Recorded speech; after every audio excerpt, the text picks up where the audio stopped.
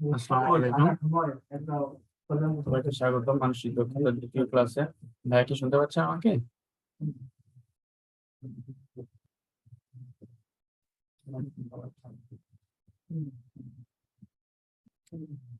ভাইয়া কি শুনতে পাচ্ছেন? হুম।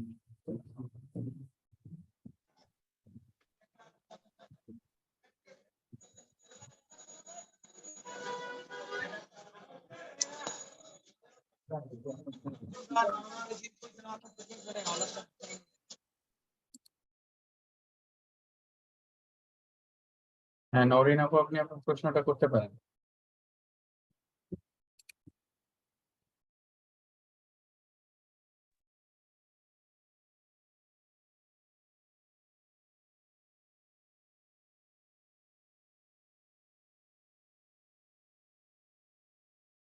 নওরিন প্রশ্নটা করতে পারেন।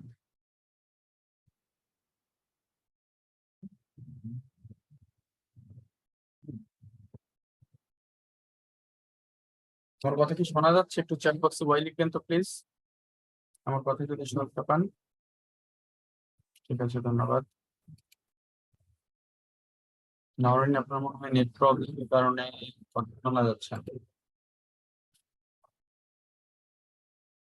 আপনি যদি কোনো কোশ্চেন থাকে হেল্পলাইনে ফোন দিতে পারেন। ভাইয়া কি শুনতে পাচ্ছেন আমাকে? হ্যাঁ ভাইয়া, শুনতে পাচ্ছি। আমাকে শোনা যাচ্ছে? হ্যাঁ হ্যাঁ, শোনা যাচ্ছে ভাই। আমরা মনে হয় শুরু করে দিতে পারি হ্যাঁ তাহলে। ভাইয়া, আমরা শুরু করে দিব এখনই। ওকে। তো আসসালামু আলাইকুম এবং শুভ সন্ধ্যা। সবাইকে স্বাগত আজকের ক্লাসে, মানসিক দক্ষতা লেকচার 2। সো স্লাইডটা আশা করি ক্লিয়ার দেখা যাচ্ছে, সাউন্ড ওকে আছে। সো ওইদিকে আর যাচ্ছি না কথাবার্তায়। তো আমি সুখ ভাই ভালো আছি আলহামদুলিল্লাহ। আশা করি সবাই ভালো আছেন, সুস্থ আছেন এবং পড়াশোনার সাথে আছেন। তো আজকের ক্লাসটা হচ্ছে মানসিক দক্ষতা লেকচার 2। আগের ক্লাসে আমরা লেকচার 1 নিয়ে আলোচনা করেছি, বেশ কিছু টপিক ছিল। তো if we compare our class this class with our previous lecture, it will be more easier than our previous lecture. Okay, very easy। এই জন্য বলছি কারণ এখানে টপিক আছে ম্যাক্সিমাম 2টা থেকে 3টা এবং কিছু শর্ট টেকনিক আছে, বা হয়তো আপনারা হয়তো জানেন, বাট আমি তারপর একটু আলোচনা করব। এগুলো অ্যাপ্লাই করলে মানে এই টাইপের প্রশ্নগুলো 90% ক্ষেত্রে কোনো সমস্যা করে না, সবাই এগুলো পারে। ওকে। সো নামাজ শেষে অনেকেই হয়তো জয়েন করেছেন, তো আমরা আর কথা বাড়াবো না, আমরা শুরু করে দিব। নামাজের জন্য 10 মিনিট টাইম দেওয়া হয়েছিল 7টা 10-এ। ওকে, ক্লাস শেষে আমরা একটু হ্যান্ডিজ নেওয়ার চেষ্টা করবো, আপনাদের সাথে কথা বলাটা দরকার আসলে। তো শুরুতে আর নিচ্ছি না, আগে ক্লাসের দিকে আমরা প্রবেশ করি। তো এর আগের ক্লাস যেহেতু আমার সাথেই করেছেন, সো মানসিক দক্ষতার জন্য আমি রেফারেন্স বইয়ের কথা বলেছিলাম। সো এই অংশটুকুর জন্য রেফারেন্স বই সেম থাকবে। আমাদের প্রিপারেশন বুকটা I think more than enough.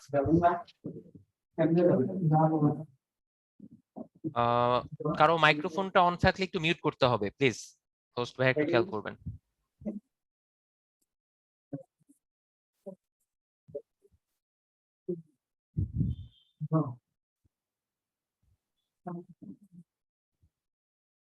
আমাকে শোনা যাচ্ছে ভাইয়া, একটু মাইক্রোফোনটা মিউট করতে হবে।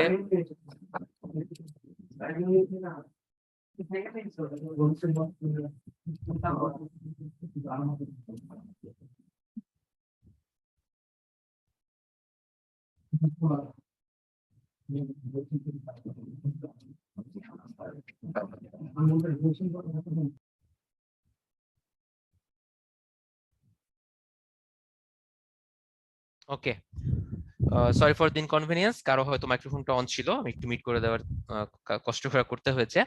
তো আজকের টপিকে হচ্ছে 2টা পার্ট আছে। নাম্বার 1 পার্ট হচ্ছে আপনাকে কিছু প্রতিবিম্ব দেখতে হবে। হ্যান্ডিজ অপশনটা অফ করে দিব। আমরা আমরা এখন কোনো হ্যান্ডিজ নিব না, সো দয়া করে কেউ হ্যান্ডিজ করবেন না, রিকোয়েস্ট। সো টপিক হচ্ছে আজকে 2টা মেইনলি। একটা হচ্ছে কিছু প্রতিবিম্ব নিয়ে আমাদের কাজ করতে হবে। প্রতিবিম্বগুলো পানিতে হতে পারে, দর্পণে হতে পারে, বা আদার্স কোনো ক্ষেত্রে হতে পারে। আমরা দেখবো 1 বাই 1 সবগুলোই আলোচনা করব। আর সেকেন্ড পার্টটা হবে হচ্ছে কিছু যন্ত্র এবং যন্ত্রাংশ বা বল বিভাজন নীতি নিয়ে আমরা কাজ করব। ওকে, সো এই হচ্ছে মোটামুটি আজকে 2টা টপিক। আগে থেকেই বলেছি, ভয় পাওয়ার কিছু নাই, খুবই ইজি। এবং ক্লাসটা শেষে মনে হবে যে আসলে এর থেকে ইজিয়ার টপিক হয়তো মানসিক দক্ষতায় আমরা পাবো না। ওকে, সো রেফারেন্স বই, আমাদের প্রিপারেশন বুকটা ফলো করতে পারেন। আরেকবার বলি, এখানে মোর দ্যান এনাফ ইনফরমেশন আছে। তো শুরু করছি ভাইয়া। প্রথমেই যান্ত্রিক দক্ষতা, এর মধ্যে প্রতিবিম্ব, আমাদের প্রথম পার্ট হচ্ছে রিফ্লেকশন। আপনাদের কাছে প্রশ্ন, আপনারা প্রতিবিম্ব বলতে কি বুঝছেন বা প্রতিবিম্ব কোথায় দেখতে পান?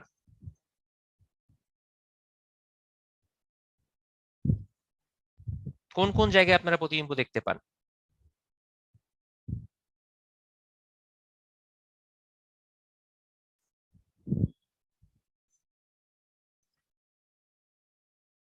আচ্ছা, অনেকে অনেক কথা বলতেছেন, সমস্যা নাই, সবই ঠিক আছে। হ্যাঁ, পানিতে দেখতে পাই আমরা, আয়নায় দেখতে পাই, আর কোথাও আছে?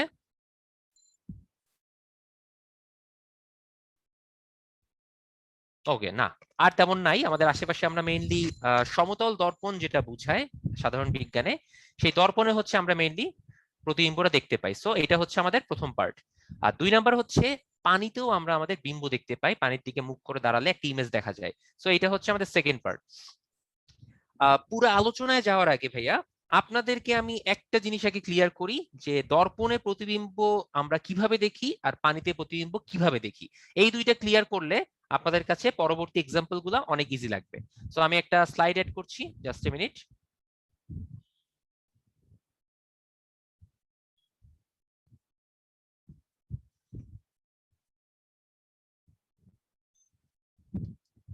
আচ্ছা, প্রথমে আমরা দর্পণ নিয়ে কথা বলি।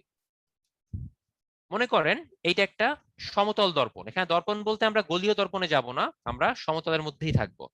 তো আপনি মনে করেন এখানে একটা অবজেক্ট রেখেছেন, এটার থেকে আলো গিয়ে দর্পণে পতিত হবে এবং সেটা আবার রিফ্লেক্ট করে আপনার চোখে আসলে আপনি তার প্রতিবিম্ব দেখতে পাবেন। সো সমতল দর্পণের ক্ষেত্রে বলা হয় হচ্ছে, কোনো বস্তু বা কোনো অবজেক্ট দর্পণ থেকে যত দূরে রাখা হয়, সাপোজ আমরা ডি দূরত্বে রেখেছি, সেই বিম্বটাও হচ্ছে আপনার দর্পণ থেকে তত দূরত্ব পিছনে গঠিত হয়। আমি আবারও বলতেছি, বিম্বটা হচ্ছে যত দূরত্ব দূরে হচ্ছে অবজেক্টটা ছিল, বিম্বটা হয় হচ্ছে সিমিলার ডিস্টেন্স কিন্তু দর্পণের পিছনে। ঠিক আছে, এই হচ্ছে মেইন কাহিনী, এগুলো আমরা বিজ্ঞানে জানি বা পড়েছি। তো আপনাকে যদি কোথাও বলে যে আপনার সমতল দর্পণে একটা বিম্ব গঠনের পরে কোন একটা অবজেক্টের দৈর্ঘ্য ছিল হচ্ছে আপনার এইচ মিটার, সাপোজ, যদি বলা হয় যে বিম্বের দৈর্ঘ্য কত হবে, কেউ কি বলতে পারবেন?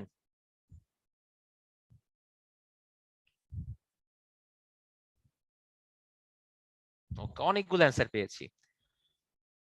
আচ্ছা, এইচ যেমন পেয়েছি, টোয়াইস এইচ ও পেয়েছি। আচ্ছা, যারা যারা 2h লিখেছেন তাদের কাছে আমার প্রশ্ন, 2h কেন হলো?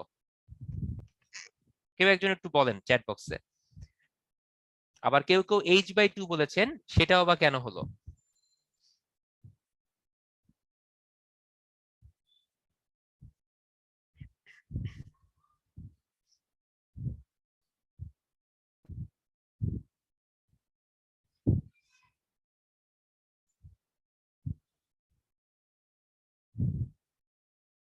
আচ্ছা, জান্নাত যেটা বলেছেন সেটা আমি এখনো আসি নাই, সো আপনি অ্যাডভান্স বলেছেন, সমস্যা নেই। নাজমুল ভাই বলেছেন এইচ সাইজের বস্তু দেখার জন্য আয়না লাগবে h/2 সাইজের। ওকে, দ্যাটস ওকে, কোনো সমস্যা নাই, আমি ওইদিকে পরে যাচ্ছি। হ্যাঁ, পুরো প্রতিবিম্ব দেখতে চাইলে আয়নার দৈর্ঘ্য উচ্চতার অর্ধেক হতে হবে।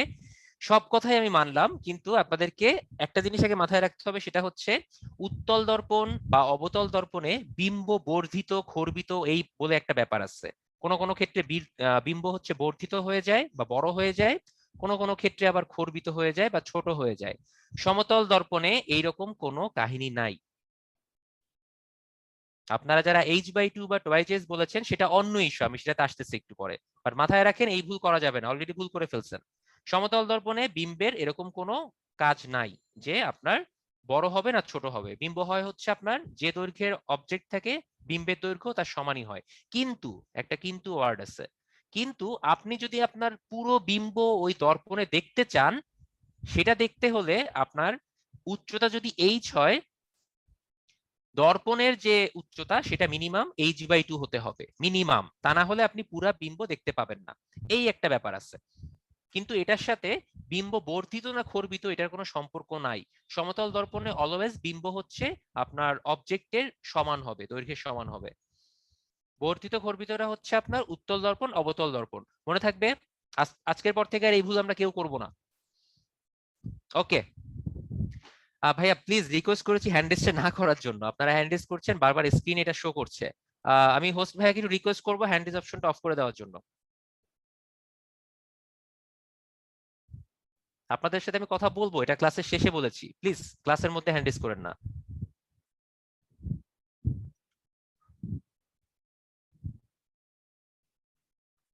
ওকে, এবার আসি তাহলে। দর্পণের মোটামুটি ক্যারেক্টারিস্টিক্স তো আমাদের জানা হলো, কিন্তু আমাদের পরীক্ষায় এই জিনিস নাও আসতে পারে।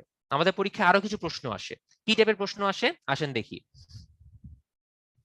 পরীক্ষায় দিয়ে দিবে, সাপোজ আপনাকে একটা লেখা দিয়ে দিবে, যে কোনো রাইটিং বা একটা লেখা,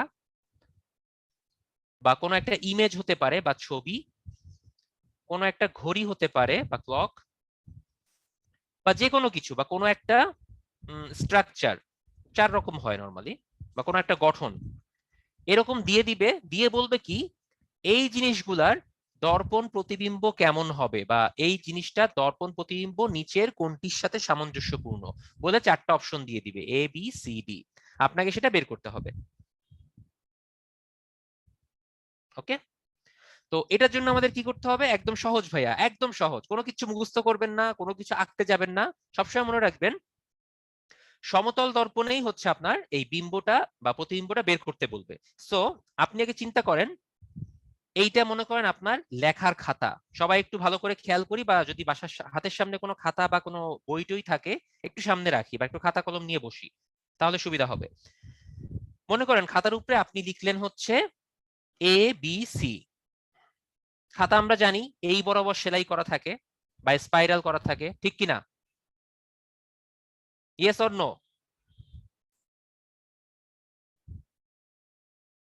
হ্যাঁ, ম্যাক্সিমাম এগুলাই থাকে। কোন কোন খাতায় আবার উপরের দিকে থাকে, সেগুলা কি স্লিপ প্যাড। আমি ওই স্লিপ প্যাডে যাচ্ছি না, আমি নর্মাল খাতার কথা চিন্তা করি, যেখানে স্পাইরালটা করা থাকে এই বরাবর, বা যে কোনো একটা বই, বইয়ে মনে করেন হচ্ছে এই বরাবরই বাইন্ডিংটা করা থাকে। তো আপনি কি করবেন? মনে করেন আপনাকে যদি কোনো কিছু দর্পণ প্রতিবিম্ব বের করতে বলে, আপনি যে কোনো একটা কাগজের উপরে প্রথমে ওই জিনিসটাকে লিখবেন, বইটাকে আঁকবেন। আঁকার পরে জাস্ট পৃষ্ঠাটাকে উল্টিয়ে দিবেন। বইয়ের পৃষ্ঠা আমরা যেভাবে উল্টাই, বা কোনো একটা খাতার পৃষ্ঠা আমরা যেভাবে উল্টাই, উল্টিয়ে দিলে জিনিসটা এই বরাবর চলে আসবে। খেয়াল করে দেখবেন এইটা হবে হচ্ছে আপনার প্রতিবিম্ব। আপনি তখন উল্টা ভাবে তাকালে বা পৃষ্ঠার উল্টা দিকে তাকালেই ওটার প্রতিবিম্বটা দেখতে পাবেন, যেটা সমতল দর্পণের প্রতিবিম্ব। বোঝা গেল নাকি আরেকবার বলবো? আচ্ছা, আরেকবার বলি, সমস্যা নেই, সময় আছে, আজকে ক্লাস খুব বেশি লেন্দি হবে না। কাহিনী হচ্ছে আপনি খাতায় লিখবেন, লেখার পর সেটাকে উল্টা করে দেখবেন, পৃষ্ঠাটা উল্টে দেখবেন। যে অংশ, যে ছবিটা বা যে গঠনটা দেখতে পাবেন সেটাই হবে হচ্ছে আপনার দর্পণের প্রতিবিম্ব। প্রমাণ চাইলে এখনই আমরা একটা প্রমাণ দেখতে পারি, আসেন দেখি।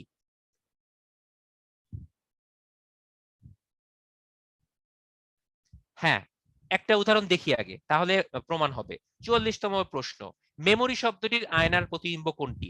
এটা আমি আপনাদের উপর ছেড়ে দিলাম, জলদি খাতার উপর মেমোরি লেখেন আপনারা সবাই, লিখে পৃষ্ঠাটা উল্টে দেন, উল্টে দিয়ে দেখেন কোনটা দেখা যাচ্ছে, তারপরে অ্যান্সারটা বলেন চ্যাট বক্সে।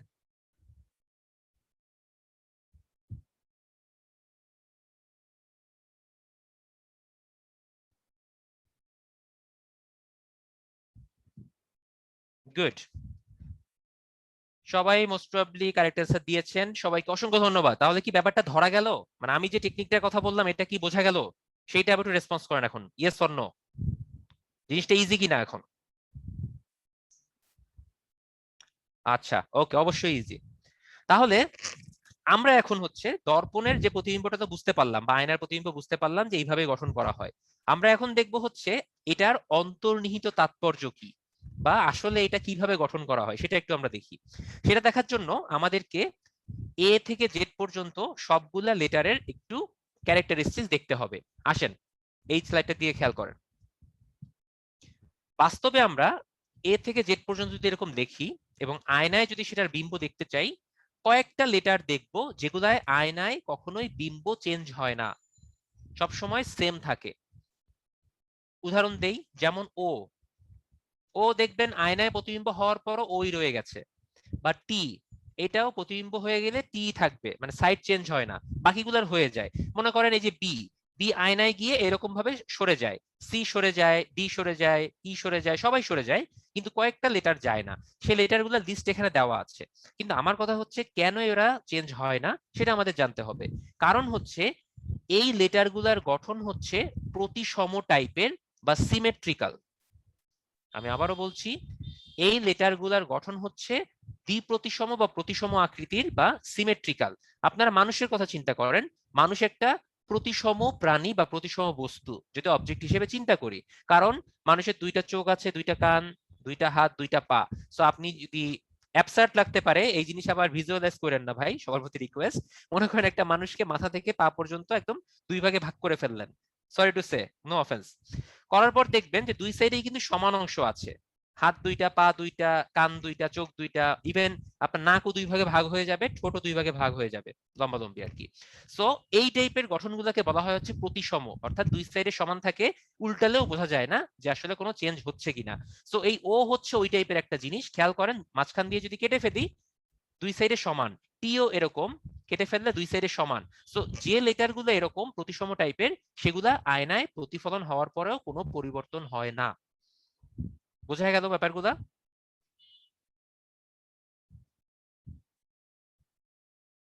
সো আপনাকে পরীক্ষায় এইরকম প্রশ্ন আসতে পারে যে নিচের কোন বর্ণটি আয়নায় প্রতিফলন হওয়ার পরেও পরিবর্তন হয় না, বলে চারটা লেটার দিয়ে দিল। তখন আপনাকে একটু বুঝে লিখতে হবে যে কোনটা পরিবর্তন হয় না। বা বলা হলো যে নিচের কোনটির আয়নার প্রতিবিম্ব একই থাকবে। আসেন সেরকম একটা প্রশ্ন দেখি আগে। এই যে 40তম বিসিএস এর একটা প্রশ্ন দেখেন, নিচের কোনটির আয়নার প্রতিবিম্ব একই থাকবে বা সেম থাকবে। তো সবগুলো একটু চিন্তা করি যে এর মধ্যে প্রতিসম কতগুলো আছে। দেখেন এস কি প্রতিসম? না, এস প্রতিসম না। এস আয়নায় গিয়ে এরকম চেঞ্জ হয়ে যায়, ঠিক আছে? সো এটা হবে না। পি প্রতিসম, ও প্রতিসম, কিন্তু পি আবার না, পি এরকম উল্টায় যায়, সো এটা অ্যান্সার না। এখানে যেহেতু এস আছে সো এস প্রতিসম হবে না। এখানে আপনার জি আছে, জি প্রতিসম না, ই প্রতিসম না, সো এটাও বাদ। অ্যান্সার হবে এইটা টি ইউটি। অর্থাৎ যখন আমি আয়নায় টি ইউটি কে রাখবো অপোজিশনেও আমি এটাই দেখতে পাবো, কোনো কিছুই পরিবর্তন হবে না। যদি প্রমাণ চান জলদি খাতায় লিখে ফেলেন, লিখে পৃষ্ঠাটা উল্টায় ফেলেন, দেখেন টি ইউটি কে কেমন দেখা যায়। সো কিরকম টাইপের প্রশ্ন আসতে পারে বা আসে সেগুলো নিয়ে আমি আলোচনা করতেছি। ওকে ওকে, সবাই পেরেছেন, থ্যাংক ইউ অ্যান্সার দেওয়ার জন্য। আচ্ছা, তাহলে আসলে বিম্বটা তো আমরা নিনজা টেকনিক শিখে ফেললাম শুরুতেই, যে কিভাবে খুব ইজিলি করব। বাট আসলে কিভাবে বিম্বগুলো গঠন করা হয় সেটা আমরা একটু দেখার চেষ্টা করি এই স্লাইডের মাধ্যমে। এটা পরীক্ষার খাতায় করতে গেলে সময় বেশি লাগবে, সো এই টেকনিক আমরা অ্যাপ্লাই করব না, আমরা ওই নিনজা টেকনিক অ্যাপ্লাই করব শুরুতে যেটা বলছি। খেয়াল করেন ভাইয়া, উইল্ডারনেস লিখে ফেলি।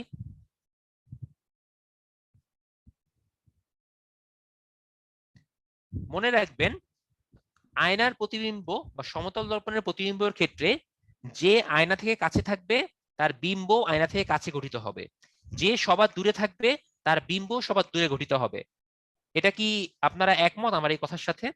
Yes or no? আর যদি একমত হন, কেন একমত? দ্বিমত হলেও কারণটা একটু বলতে পারেন।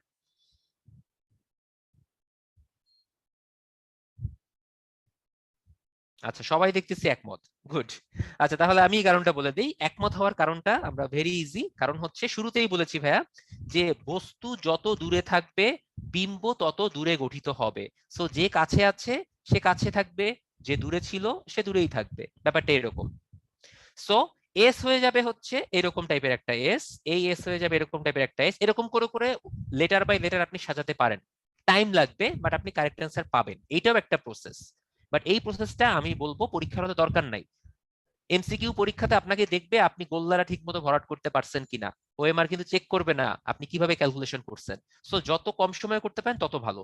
সো এই টেকনিকে আমাদের যাওয়ার দরকার নেই, আমরা আগেরটাই ফলো করব, খাতায় লিখবো, পৃষ্ঠে উল্টাই দিব, দেখবো, ব্যাস ওইটাই অ্যান্সার। তাহলে আমরা কয়েকটা সলিউশন করার চেষ্টা করি।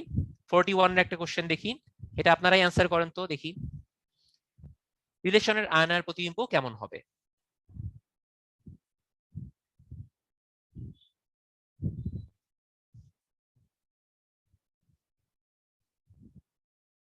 ওকে, মাল্টিপল অ্যান্সার চলে এসেছে। হ্যাঁ, সবাই মোটামুটি আমার সাথে একমত দেখা যাচ্ছে। তার মানে আপনার ব্যাপারটা ধরতে পারছেন। এই খ কে অ্যান্সার দিলেন ভাইয়া, সৈকত ভাইয়া? একটু চেক করে দেখেন, ভালো মতো দেখেন, খাতায় লিখে পৃষ্ঠে উল্টায় ফেলেন। খ তো কোনোভাবেই আসবে না, এটার অ্যান্সার হবে হচ্ছে ক। ওকে, তাহলে আয়নার প্রতিবিম্ব গঠন করা আমরা বুঝে ফেললাম। লেটার গুলা, লেটার সম্পর্কে আমাদের আর কোনো সমস্যা ইনশাল্লাহ হবে না। এবার আমরা একটু ইমেজ নিয়ে চিন্তা করব, বাট তার আগে এইটা একটু সলভ করে আসি।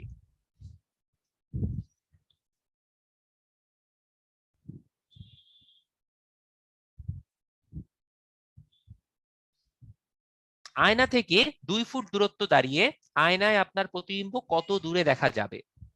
এখানে বলে দেওয়া আছে যে দূরত্ব সমান হবে। সো আপনি আয়না থেকে 2 ফুট দূরত্বে আছেন, আপনার বিম্ব 2 ফিট দূরত্বে হবে।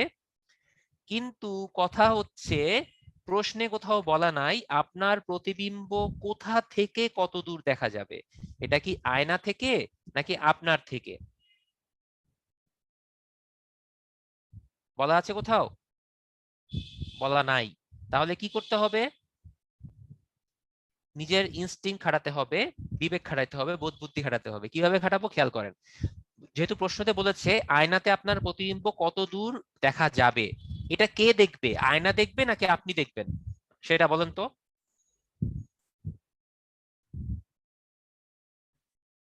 অবশ্যই আপনি দেখবেন।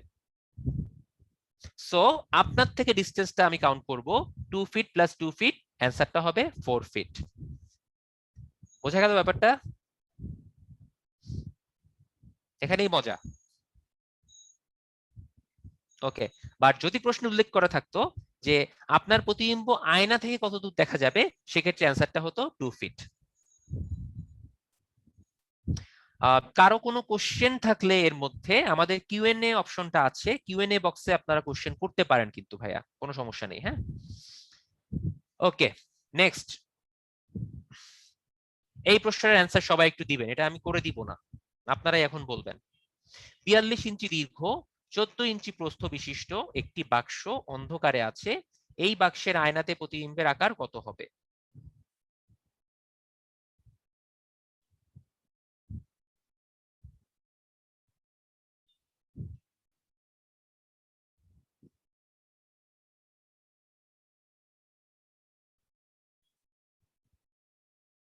ওকে, অনেক রকম অ্যান্সার পেয়ে গেছি। 42 পেয়েছি, 14 পেয়েছি। আচ্ছা, যারা ডি দিয়েছেন বা ঘ দিয়েছেন তারা অ্যাবসলিউটলি রাইট। কারণ হচ্ছে ভাই, বলা আছে অন্ধকারের মধ্যে আছে, আপনি অন্ধকারে প্রতিবিম্ব দেখবেন কিভাবে? এটা কোনো কোশ্চেনই না, এটা হচ্ছে জাস্ট আপনার প্রশ্ন পড়ে আপনি ধরতে পারতেছেন কিনা সেটা জাজ করার জন্য। বলা আছে সাবজেক্টের নাম হচ্ছে মানসিক দক্ষতা। এইটাই হচ্ছে মানসিক দক্ষতা, সবসময় আপনাকে হয়তো প্রবলেম দিবে না। ঠিক আছে?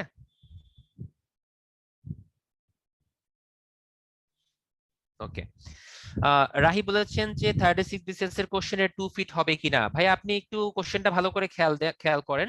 আয়নার আপনার প্রতিবিম্ব কত দূর দেখা যাবে দেখবেন আপনি, এটা 2 ফিট কোনোভাবেই হবে না। কোথাও যদি অ্যান্সার 2 ফিট দেওয়া থাকে বাজারে কোনো প্রকাশনীর বই বা গাইডে, ইট ইজ রং। সবসময় কিন্তু প্রচলিত জিনিসপত্রগুলো সত্য হয় না। যেমন একটা প্রশ্ন আছে আপনাদের প্রিলিমিনারিতে, যে রঙিন টেলিভিশন থেকে ক্ষতিকর কোন রশ্মি নির্গত হয়। বাজারের অনেক বইতে আপনি কোথাও দেখবেন এক্স রে, কোথাও গামা রে, বাট অ্যাকচুয়াল অ্যান্সারটা হবে কিন্তু গামা রে। গামা রেটা বেশি ক্ষতিকারক। এবার মনে করেন হচ্ছে আগের দিন আমার মানসিক দক্ষতার ক্লাসে আমি একটা লাস্টের দিকে একটা কোশ্চেন পড়িয়েছিলাম, যে কোন একটা বৃত্তের ব্যাসার্ধ 3 গুণ করা হলো বা 3 গুণ বৃদ্ধি করা হলো, তাহলে ক্ষেত্রফল কত গুণ বৃদ্ধি পাবে? সবাই 3 3 স্কয়ার 9 দিয়ে এসেছেন, বাট এর মধ্যে যে ভুল আছে এটা কিন্তু অনেকে ধরতে পারেন না, অ্যান্সার হয় 15। তো ব্যাপারগুলো এরকম ভাইয়া, মানে জাস্ট প্রচলিত নিয়মের মধ্যে থাকলে হবে না আসলে। যেটা কারেক্ট অ্যান্সার সেটা আপনাকে বুদ্ধি দিয়ে খুঁজে বের করতে হবে। ওকে, আশা করি বুঝাতে পেরেছি। আচ্ছা, আমরা এতক্ষণ মোটামুটি দেখলাম যে কোনো লেখা থাকলে সেটার বিম্ব কেমন হবে। এখন আমরা একটু ইমেজ চিন্তা করি। এরকম যদি কোনো একটা ইমেজ থাকে বা একটা ছবি দেওয়া থাকে বা কোনো গঠন দেওয়া থাকে, তাহলে আমরা কি করব? বলেন ভাইয়া, কি করব এখানে? আমরা কি ছবিটা সুন্দর করে এঁকে উল্টায় পাল্টায় তারপর দেখবো? একটা কাজ করতে পারি, নাম্বার ওয়ান, আমি একটু আগে পরামর্শ দিই আপনাদেরকে। নাম্বার ওয়ান হচ্ছে খাতায় জলদি এঁকে ফেলতে পারেন, খুব দ্রুত এঁকে ফেলে পৃষ্ঠে উল্টে দেখতে পারেন বা কোশ্চেনটাই উল্টায় ফেলতে পারেন। এটাও একটা করতে পারেন, যেহেতু কোশ্চেনে আছে। তো যদি কোশ্চেনটা সি থ্রু হয়, প্রশ্নপত্রটা উল্টায় দেখবেন যে কোন বিম্বটা দেখা যাচ্ছে, সেটা হবে অ্যান্সার। ব্যাপারটা এরকম। আর আরেকটা করতে পারেন হচ্ছে, কাছের জিনিস কাছে, দূরের জিনিস দূরে। সো এইখানে একটা পয়েন্ট কাছে আছে, সো বিম্বতে সে বাম সাইডেই কাছে থাকবে, একমাত্র এইটাতেই কাছে আছে। খেয়াল করে দেখেন তো, নাকি? না, কারণ দর্পণটা কোন দিকে রাখা হয়েছে এটা আপনাকে বলা নাই। সো আপনি সবসময় মনে করবেন দর্পণ ডান দিকে আছে। এই যে এখানটায় অনেকে ভুল করবে, অনেকে মনে করতে পারে যে দর্পণটা আমি বাম দিকেও চিন্তা করতে পারি। না ভাইয়া, এটা করবেন না। দর্পণটা মনে রাখবেন সবসময় দর্পণ থাকবে বস্তুর ডান দিকে, অর্থাৎ দর্পণের বাম পাশে বস্তুটাকে রেখেছি আমি, এইটা চিন্তা করে সব প্রশ্নের অ্যান্সার করবেন, যদি প্রশ্নে দর্পণ এঁকে দেওয়া না থাকে। আমি আবারও বলছি ভাই, এই জায়গাগুলোতে কিন্তু ভুল হয়, অনেকে ভুল করেন। এঁকে দেওয়া না থাকলে ডান পাশে চিন্তা করব। ওকে, এবার দেখেন এই পুটলিটা বা এই বিন্দুটা অনেক দূরে আছে, সো এই সবার দূরে থাকবে। সো এই তিনটা যে কোনো একটা অ্যান্সার হতে পারে। সো আমি এখন এটা কিভাবে করব, চিন্তাটা হবে এঁকে ফেলাটাই বেটার, বা কোশ্চেনটা উল্টে ফেলবো। উল্টে ফেললে অ্যান্সারটা আসে হচ্ছে আমার গ।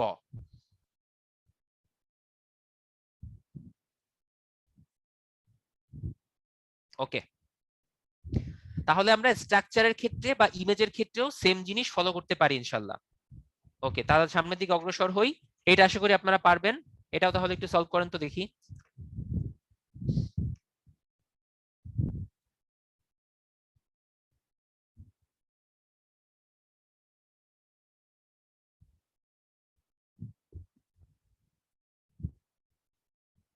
আপনাদের দিয়ে করাচ্ছি বলে আবার মন খারাপ করেন না ভাইয়া, কারণ এটা আপনাদের জন্য করাটাই বেটার। আপনাদের প্র্যাকটিস হবে, লাইভ প্র্যাকটিস হচ্ছে, এরপরে বাসায় গিয়ে আবার প্র্যাকটিস করবেন, প্র্যাকটিসের উপর প্র্যাকটিস, দেখবেন এখানে বস হয়ে গেছেন। আচ্ছা, সবাই মোটামুটি অ্যান্সার দিচ্ছেন, থ্যাংক ইউ। দেখি আরো কিছু অ্যান্সার নেই। অনেকে সি দিচ্ছেন, সিটা কেন দিচ্ছেন এটা চিন্তা করি তো আমরা। সি তো অ্যান্সার হওয়ার কথা না। খেয়াল করে দেখেন এই সি এর বিম্বটা, এটা কি এটার সাথে মিলে? অ্যান্সার হবে এ বা ক। ঠিক আছে, দেখতে মনে হয় একটু ভুল হয়েছে আপনাদের। এখানে দেখেন এইটা এই বক্সের মধ্যে দুইটা ছোট ছোট দাগ দেওয়া আছে, আপনারা মনে হয় স্লাইডের কারণে বুঝতে পারতেছেন না। একটু জুম ইন করে দেখেন, যারা মোবাইলে দেখতেছেন খেয়াল করে দেখেন, একটু জুম ইন করেন স্লাইডটা, তাহলে দেখবেন যে এ আর সি সেম না। হ্যাঁ, ওকে, কোনো সমস্যা নেই। আপনারা আগে ভাই সিস্টেমটা ধরেন, সিস্টেম ধরতে পারলেই হবে। এই টাইপের কোশ্চেন মুখস্থ করার কোনো দরকার নাই। দর্পণের প্রতিবিম্ব, পানির প্রতিবিম্ব, এগুলা কখনোই মুখস্থ করার দরকার হয় না। জাস্ট সিস্টেম ধরবেন, ওইটা পরীক্ষার খাতায় অ্যাপ্লাই করবেন, হয়ে যাবে। আচ্ছা, আমরা তাহলে একটু সামনের দিকে এক এক করে যাই। এগুলো তো পড়ালামই। আচ্ছা, এরপরে কি আছে, বিআইডি এর দর্পণ প্রতিবিম্ব কোনটি হবে? একটা পোল কোশ্চেন লঞ্চ করে দেই, দেখি আপনারা একটু পোল অ্যান্সার করেন তো। এটা পোল দিচ্ছি ভাইয়া, চ্যাট বক্সে লিখতে হবে না, সহজ একটা পোল। 10 সেকেন্ড সময় দিব, 10 সেকেন্ডের মধ্যে এটার অ্যান্সার নিয়ে নিব আমি।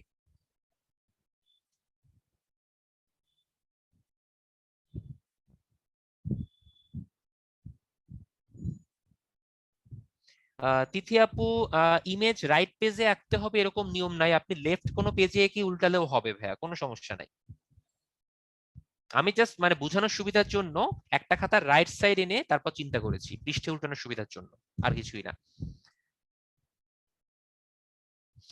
ওকে, আমি একটু অবাক হলাম ভাইয়া, যে কেন অবাক হয়েছে সেটার কারণটা একটু ব্যাখ্যা করি, রেজাল্টটা শেয়ার করে দিই। দেখেন আপনারাই 4 রকম অ্যান্সার পেয়েছি, এটা আমি এক্সপেক্ট করি নাই। জাস্ট বিআইডি লিখবেন, তারপর পৃষ্ঠে উল্টে ফেলবেন, এটাতে 4টা অ্যান্সার কোনোভাবেই আমি এক্সপেক্ট করি না। যাই হোক, প্রথম প্রথম যেহেতু করছি ভুল হতেই পারে, বাট এটার কারেক্ট অ্যান্সার হচ্ছে বি, যেটা আপনারা 78% দিয়েছেন। নো প্রবলেম ভাইয়া, অনেক পেরেছেন। সবাইকেই ধন্যবাদ যারা যারা পোলে অংশগ্রহণ করেছেন। ওকে, এবার আমরা একটু খেয়াল করি স্মল লেটার। এতক্ষণ তো ক্যাপিটাল লেটার নিয়ে কাজ করলাম, স্মল লেটারের ক্ষেত্রে কি কোনো চেঞ্জ হবে নিয়ম? না, স্মল লেটারের ক্ষেত্রেও নিয়ম সেম, কোনো কিছু চেঞ্জ হবে না, কিন্তু প্রতিসমর ক্ষেত্রে একটু চেঞ্জ হবে। ক্যাপিটাল লেটারে যেরকম প্রায় 10-12টা লেটার ছিল যারা হচ্ছে প্রতিসম, আপনার স্মল লেটারের ক্ষেত্রে মাত্র 6টা লেটার আছে যারা প্রতিসম। এই যে ILO VWX, বাকিটা হচ্ছে অপ্রতিসম। সো এইটুকু মনে রাখতে পারলেই হবে, বাট পুরো প্রসেসটা হচ্ছে স্মল লেটারের জন্য সেম। আচ্ছা, এইটা একটু করি তো আমরা।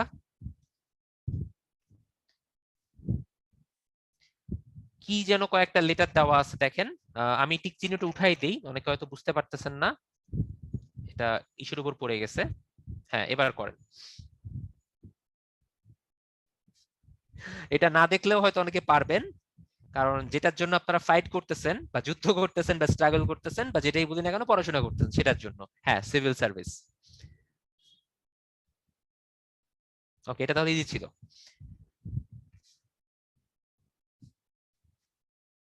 কি তাই? এইখানেই হচ্ছে কাহিনী ভাইয়া, এখানেই কাহিনী।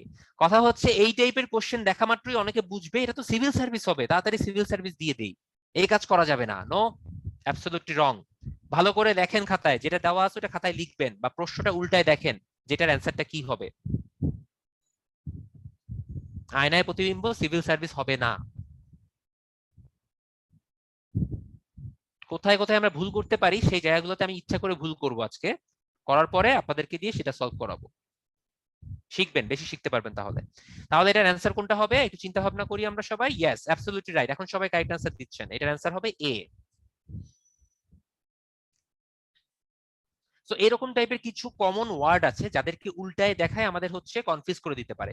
মনে করেন এক্সামিনেশন, এক্সামিনেশনটা তো খুব খুব দ্রুতই আমাদের চোখে পড়ে, এটাকে যদি একটু উল্টায় রাখা হয় তাও কিন্তু আমরা বুঝবো যে এটা এক্সামিনেশন হবে। হুট করে দেখবেন এই এক্সামিনেশনের মধ্যে আমি যদি একটা জিনিসকে একটু উল্টায় রাখি, মনে করেন এই এনটাকে একটু উল্টায় দিছি, মনে করেন এরকম না, এটার প্রতিবিম্ব যেটা হবে সেটা করার চেষ্টা করি। এন তো সেম থাকবে, সমস্যা নাই, টি আই ও এন। হ্যাঁ, এখানে সবগুলোর সাথে সমান হয়ে যাচ্ছে তাই উল্টানো যাচ্ছে না। সাপোজ মনে করেন হচ্ছে ইটাকে একটু ঘুরায় রাখলাম, বাকিগুলোকে সেম রাখলাম, এবার এটার প্রতিবিম্ব করতে বললাম, তখন কিন্তু প্রতিবিম্বে ইটা সোজা হয়ে যাবে। সো যে কোনো কোশ্চেনে বা যে কোনো শব্দে মাঝে একটা লেটার ঘুরাই দিতে পারে, আপনি তো খেয়াল করবেন না, তাড়াহুড়ার কারণে দেখে মনে হবে এটা তো এই লেটার, তাহলে এটাই অ্যান্সার হবে। এই কাজটা করা যাবে না, বা এদিকে আমরা একটু খেয়াল রাখবো। সো পূর্ব শর্ত হচ্ছে প্রশ্ন ভালো করে পড়া, এটা সবসময় ধ্রুব সত্যই। মানসিক দক্ষতা, ম্যাথ, বিজ্ঞান সহ এই সায়েন্সের সাবজেক্টগুলো তো মাস্ট, সাথে যে কোনো প্রশ্ন আপনার বাংলার জন্য হোক, আপনার বিজ্ঞান ইসের জন্য হোক, ইংলিশের জন্য হোক, প্রশ্ন সবসময় আগে ভালো করে পড়বেন, না পড়লে কিন্তু যে কোনো সময় ভুল হতে পারে। সো আমরা এই ব্যাপারটায় অবশ্যই অ্যালার্ট থাকবো। কৌশিক ভাই, এক্সামে এক্সট্রা পেজ দেওয়া মোস্ট প্রবাবলি হয় না, এটা সেন্টার টু সেন্টার ভ্যারি করে। বাট ম্যাথমেটিক্স বা এই মানসিক দক্ষতায় রাফ করার জন্য অনেক ক্ষেত্রে পেজ প্রোভাইড করে, বাট সেটা টিচারের উপর ডিপেন্ড করে। আপনি তার কাছে চাইবেন, সে যদি বলে যে আমাকে দিবে না, সাপোজ আপনাকে বললো যে আপনাকে কোনো এক্সট্রা পেজ দেওয়া হবে না, সেক্ষেত্রে আপনি তার কাছে পারমিশন চাইবেন, তাহলে আমাকে যে রাফ করতে হবে এটা কিন্তু আমি কোশ্চেনে করবো, ইজ ইট ওকে? সে যদি বলে ওকে, তাহলে আপনি কোশ্চেনেই করবেন, কোনো সমস্যা নেই। ওকে, সো এটা পরীক্ষকের সাথে কথা বলে নেবেন শুরুতেই।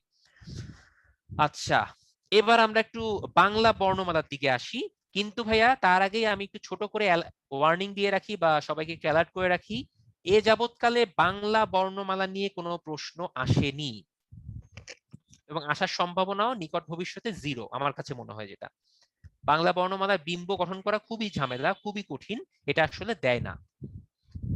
বাট তারপর যদি আপনারা কেউ শিখতে চান, স্লাইডে রেখে দিয়েছি সিস্টেম সেম, একই জিনিস, জাস্ট লিখে উল্টায় ফেলবেন, সেটাই হবে আপনার অ্যান্সার। হ্যাঁ, বাংলায় সিমেট্রিসিটি খোঁজা খুবই কঠিন, বাংলায় প্রতিসম বর্ণ নেই বললেই চলে, আসলেই নাই। তৎসম থেকে এসেছে তো, বা সংস্কৃতির আদি রূপ থেকে এসেছে, দ্যাটস ওয়াই সব পেঁচানো পোচানো, এখানে ওরকম স্ট্রেট কিছু নাই বা প্রতিসম কিছু নাই। আচ্ছা, তো বাংলাটা আসলে আমি চাচ্ছি না আপনারা এটার পিছনে খুব বেশি সময় নষ্ট করেন, আপনারা ইংলিশ দিয়ে প্র্যাকটিস করেন। বাট যদি পরীক্ষায় কোনো কারণে বাংলা চলে আসে, ওই যে বললাম ভাইয়া নিয়ম একই, সেভাবে ফলো করবেন, ঠিক আছে? তো বাংলার মধ্যে আমি আর যাচ্ছি না। এবার আসি, লেটার তো এতক্ষণ করলাম, এবার ডিজিটের মধ্যে আসি। ইংরেজি ডিজিট, বাংলা ডিজিট, 0 1 2 3 4 থেকে 9 পর্যন্ত তো হতে পারে, আর বাংলা ডিজিটও তো দিতে পারে। সো আয়নায় প্রতিফলন হওয়ার পর সিমেট্রিক থাকে মাত্র দুইটা ডিজিট, একটা হচ্ছে 0 আর একটা হচ্ছে 8। তাও 8 পুরোপুরি সিমেট্রিক হয় না, অনেক ক্ষেত্রে দেখবেন 8 সিমেট্রিক না, কারণ আমরা যে 8 লিখি, এই উপরের গোল্লা নিচের গোল্লা কিন্তু সেম না, উপরেরটা কিন্তু একটু ছোট বড় হয় মাঝে মধ্যে। বাংলা 4 লেখার সময় এই যে 4 লিখেছি, 4 কিন্তু দুইটা সমান হওয়ার কথা না, উপরেরটা একটু ছোট হয়, নিচেরটা একটু বড় হয়, যদি আপনি এক্সাক্ট ভাবে লিখতে চান। তো এখানে ঝামেলা আছে। সো যেটা করবেন সেটা হচ্ছে, প্রশ্ন যদি এরকম দেয়, আপনাকে সাপোজ দেওয়া হলো 1 2 3 4, এটা দর্পণ প্রতিবিম্ব কি হবে। প্রশ্নে যেখানে 1 2 3 4 লেখা আছে, পৃষ্ঠাটা উল্টায় ফেলবেন, উল্টায় দেখবেন যে কেমন দেখা যাচ্ছে, সেটাই হবে দর্পণ প্রতিবিম্ব। অ্যান্সারের সাথে মিলাবেন, অ্যান্সার দিবেন। সো এই পর্যন্ত যা যা বললাম ক্লিয়ার? একটু রেসপন্স নেই, ইয়েস অর নো?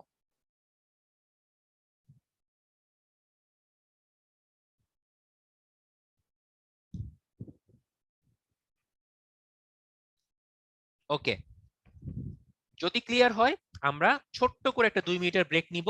2 মিনিটের ব্রেকের পরে আমরা পানির প্রতিবিম্ব নিয়ে ব্যাক করব। ওকে, সো জাস্ট 2 মিনিট, একটু মাথাটাকে রেস্ট দেন, ঠান্ডা হন, তারপর আবার শুরু করব। Thank you.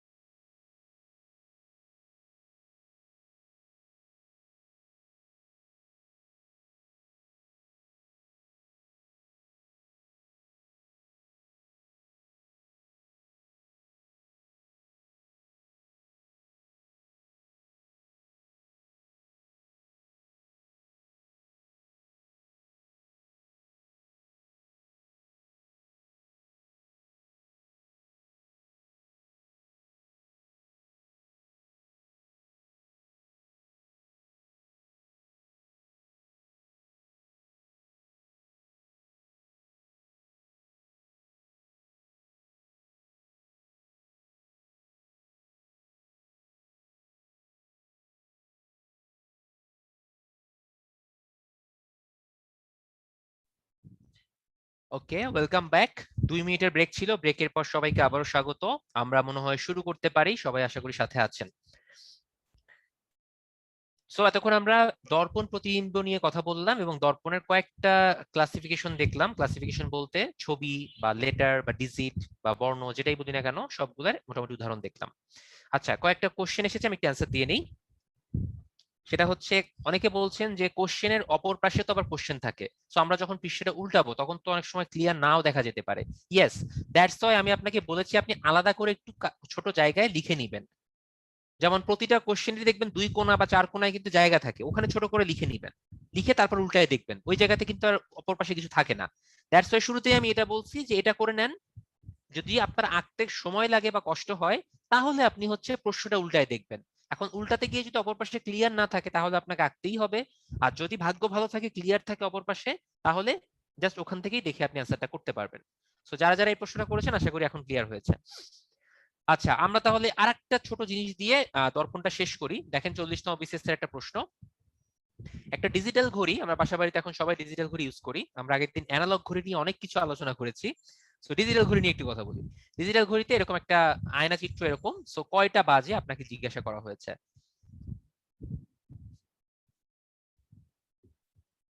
বাহ, চট জলদি কিছু অ্যান্সার আমি পেয়ে গিয়েছি। এটা আসলে দেখলে খুব ইজিলি বোঝা যাচ্ছে। সাইড ভিউ বা সাইড ইন্টারফেস করলে বা ইন্টারচেঞ্জ করলে খুব ইজিলি বোঝা যায় যে এটা হচ্ছে 12টা 10 বাজে। সো এটার অ্যান্সার কি হবে? এটার অ্যান্সার হবে হচ্ছে আপনার 12টা 10। ওকে, সো আমরা একটু ঘড়ি নিয়ে কথা বলে শেষ করি, কারণ ঘড়ির দর্পণটা এখন আমাদের করানো হয় না, যেহেতু শুরুতে বলেছিলাম ঘড়িও থাকতে পারে। ঘড়ির দর্পণ বিম্ব যখন ডিজিটাল ঘড়ি দিবে তখন তো ডিজিট আকারে দিবে, মনে করেন 10টা 5 বাজে, এটাকে আপনি সুন্দর লিখে উল্টায় ফেললেই হলো। বাট ঘড়ির ক্ষেত্রে কি করবেন? ঘড়ির ক্ষেত্রেও ভাইয়া সেম কাজ, আপনি ঘড়িটা আঁকবেন, একে পৃষ্ঠা উল্টায় ফেলবেন, দেখবেন কি হয়। এখন কথা হচ্ছে পৃষ্ঠা উল্টায় ফেললে অনেক সময় একটু কনফিউজিং লাগতে পারে। কি কনফিউজিং লাগতে পারে? সেটা হচ্ছে সবসময় মনে রাখবেন 12 আর 6 এরা সাইড চেঞ্জ করে না, এরা লম্বালম্বি আছে তো ওই লম্বালম্বি থাকে। সাইড চেঞ্জ করে হচ্ছে 1 আর 11 তাদের জায়গা চেঞ্জ করে, 2 আর 10 তাদের জায়গা চেঞ্জ করে, 3 আর 9 জায়গা চেঞ্জ করে, 4 আর 8, 5 আর 7। কি বোঝা গেল এই কথাটা যে কেবল যে বললাম? আপনি যখন একটা ঘড়িকে উল্টে দিবেন দর্পণে, তখন এই জিনিসগুলা তাদের মধ্যকার জায়গা পরিবর্তন করে, কিন্তু 12 এবং 6 করে না, কারণ তারা লম্বালম্বি থাকে, উল্টানোর পরও লম্বালম্বি থাকবে, কারণ দর্পণটা লম্বালম্বি, লম্বালম্বি বরাবর আমরা সাইড ভিউ চেঞ্জ করতেছি। ওকে, তাহলে এবার দেখেন এইখানে কয়টা বাজতো, এই বাম পাশের দিকে তাকান, এই ঘড়িতে কয়টা বাজে এখন?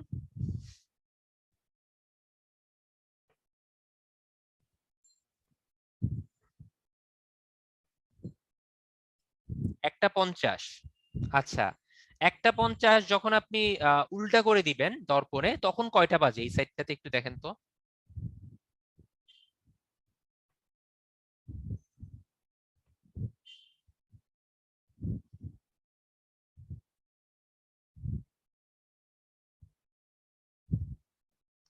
এই যে অনেক রকম অ্যান্সার পাচ্ছি, দেখি আপনারা বলতে থাকেন, আমি তারপরে আমি অ্যান্সারটা দিচ্ছি ভাইয়া।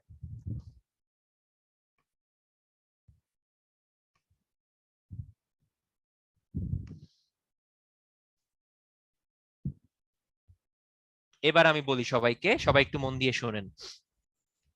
কথা হচ্ছে ঘড়ি যখন এরকম দর্পণে বা আপনি উল্টা প্রতিবিম্ব দেখবেন সাপোজ কোনো কোথাও, আপনি তো জানেন না যেটা আসলে আসল প্রতিবিম্ব না দর্পণ প্রতিবিম্ব। আমাদের চোখ বা আমাদের সবকিছু কিভাবে স্থির করা আছে ঘড়ির দিকে, আমরা সবসময় এই ছোট কাঁটাটাকে মনে করি হচ্ছে ঘন্টার কাঁটা, ঠিক কিনা বলেন? এটা মনে করি না? আর বড়টাকে মনে করি হচ্ছে মিনিটের কাঁটা। আমাদের মাইন্ডসেট কিন্তু এইটাই করা আছে এবং এইটাই হবে। আপনি যখন দর্পণেও দেখবেন আপনার চোখের মধ্যে মনের মধ্যে এই জিনিসটাই ক্রিয়েট হবে যে ছোটটা হচ্ছে ঘন্টার কাঁটা, বড়টা হচ্ছে মিনিটের কাঁটা।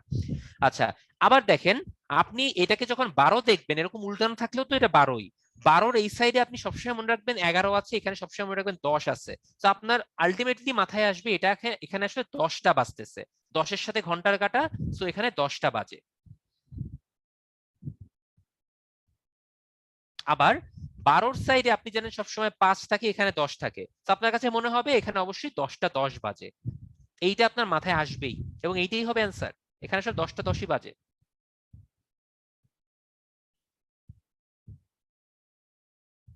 অনেকের কাছে ক্লিয়ার হইলো না যে কেন ভাইয়া এখানে তো 10 উল্টা 2 উল্টা, আমি কেন এটা নিব? নিব হচ্ছে এই কারণে, কারণ আমাদের মাথার মধ্যে এইটাই মাইন্ডসেট করা থাকে যে আমরা সবসময় 12-র এই সাইডে 10 11, এই সাইডে 5 10 চিন্তা করি। ওকে, ক্লিয়ার না হইলে এই এইটা আছে আপনাদের জন্য। বলেন ঘড়িতে কত সময় দেখাচ্ছে, আপনারাই বলেন। বলা আছে কিন্তু এটা একটা দর্পণ চিত্র। এবার আপনারা বলেন ঘড়িটায় কয়টা বাজে?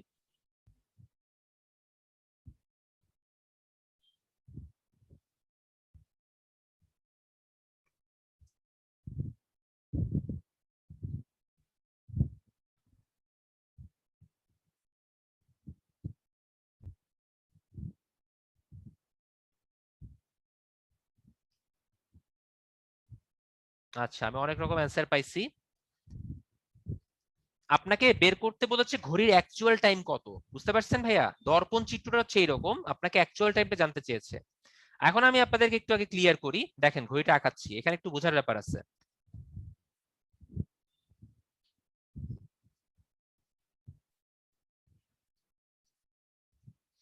মনে করেন এখানে 12 থেকে শুরু করে এক থেকে শুরু করে 12 পর্যন্ত আছে, কিন্তু কোথাও ইন্ডিকেট করা নাই কোনটা 1 কোনটা 12। আপনাকে শুধু দেওয়া হলো যে এই জায়গাটায় হচ্ছে আপনার ঘন্টার কাঁটা, এই জায়গাটাই হচ্ছে মিনিটের কাটা, সাপোজ এরকম দেওয়া হলো। তো আপনি তাহলে নর্মাল সেন্সে আপনি কি মনে করবেন এখানে কত বাজে? এবার আমাকে অ্যান্সার দেন, আমি যেটা জিজ্ঞেস করছি সেটার অ্যান্সার দিবেন। নর্মাল সেন্সে এই ঘড়িটায় কত বাজে?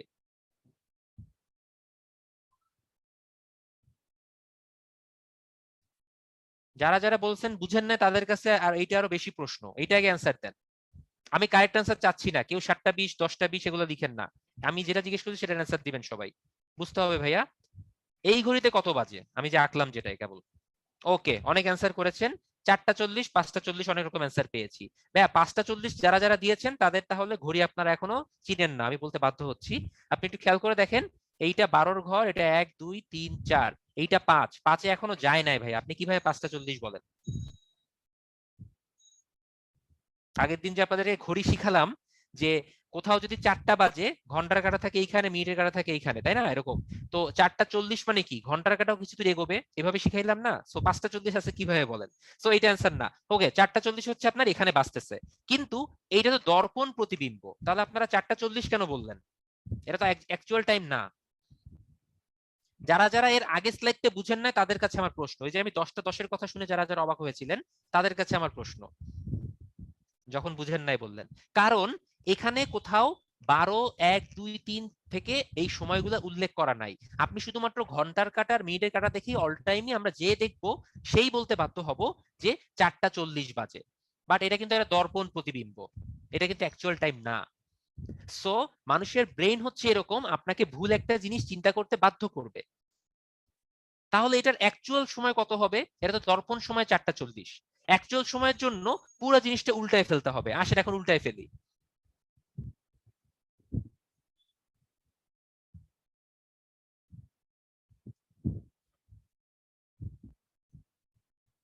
ওকে, দেখেন কি ছিল এখানে, এই বরাবর ছিল আপনার ঘন্টার কাঁটাটা, তাহলে এটার ইকুইভ্যালেন্ট এইটা বলেছিলাম না, যে 5-এর ইকুইভ্যালেন্ট 7 বলেছিলাম কিনা? Yes or no? 1-এর ইকুইভ্যালেন্ট 11, 2-এর ইকুইভ্যালেন্ট 10। ওকে গুড, মনে পড়েছে, থ্যাংক ইউ। তাহলে যেহেতু এটা 5-এর কাছাকাছি আছে কিন্তু 5 পর্যন্ত যায় নাই, তাহলে এইটা যাবে 7-এর কাছাকাছি কিন্তু 7-এর একটু বাইরে থাকবে, এইরকম হবে। আর এটা কোথায় আছে? 8-এর কাছে। 8-এর কাছে থাকা মানে 8 হচ্ছে 4-এর ইকুইভ্যালেন্ট, সো মিনিটের কাটা চলে আসবে 4-এর কাছে। এখন দেখেন কয়টা বাজে, এবার সবাই বলেন বাম পাশের ঘড়িতে কত বাজে?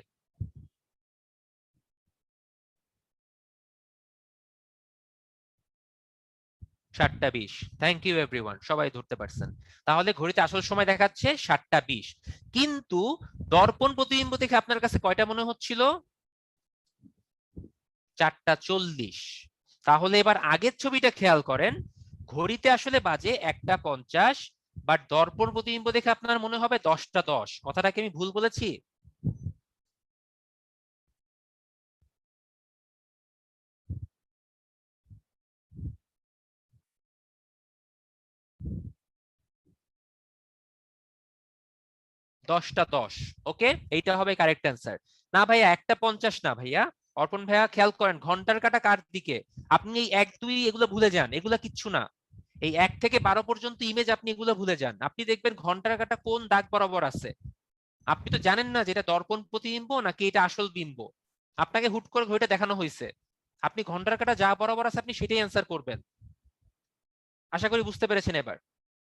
ওকে, থ্যাংক ইউ। তাহলে আমাদের দর্পণ প্রতিবিম্ব এখানেই ফিনিশড, দর্পণ নিয়ে আর কোনো জটিল কিছু আসে না। মাঝে মধ্যে ঘড়ি বা এরকম লেটার বা কোনো একটা ইমেজ দিয়ে বলে এটা দর্পণ প্রতিবিম্ব কোনটা, আমরা জাস্ট উল্টা করে বের করলেই হয়ে যাবে। এবার আসি হচ্ছে পানিতে প্রতিবিম্ব। পানিতে প্রতিবিম্বের জন্য যেটা করতে হবে সেটার জন্য আমরা একটা স্লাইড অ্যাড করব। এখানেও ভাইয়া নিনজা টেকনিক আছে, টেনশনের কোনো কারণ নাই।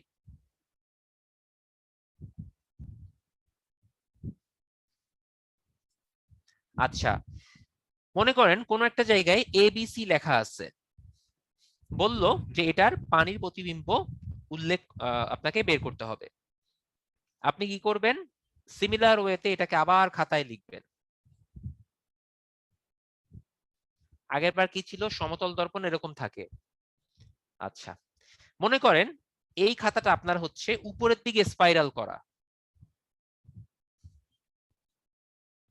আপনি লেখার পর এই পৃষ্ঠাটা যখন উল্টাবেন, কিভাবে উল্টাবেন? এইভাবে উল্টাবেন না? Yes or no? হ্যাঁ মাসুদ ভাইয়া, কাটার অবস্থান বিবেচনা করতে হবে।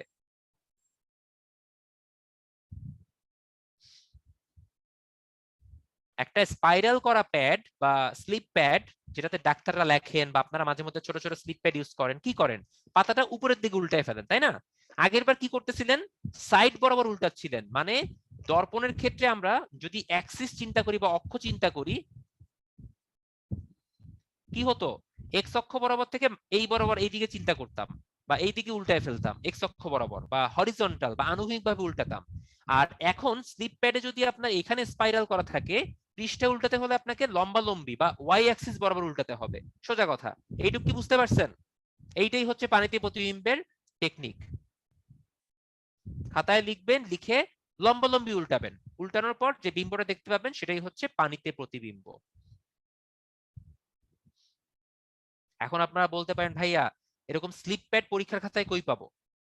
পরীক্ষার খাতায় তো দেওয়া থাকে হচ্ছে এরকম টাইপের খাতা, যেখানে এখানে স্পাইরাল করা থাকে। ওকে, আপনি তখন এবিসিটা এভাবে লিখবেন,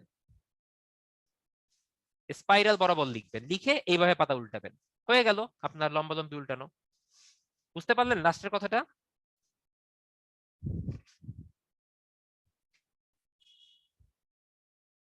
উদাহরণ দিয়ে দিলাম কিন্তু, কিভাবে লিখবেন পরীক্ষার খাতায়। আগে লিখতেন সোজাসুজি এবিসি এইভাবে, এবার লিখবেন পরীক্ষার খাতায় এইভাবে A B C, side face করে। আচ্ছা আর একবার বলি, লাস্টবার। মনে করেন দর্পণের সময় কি করতাম?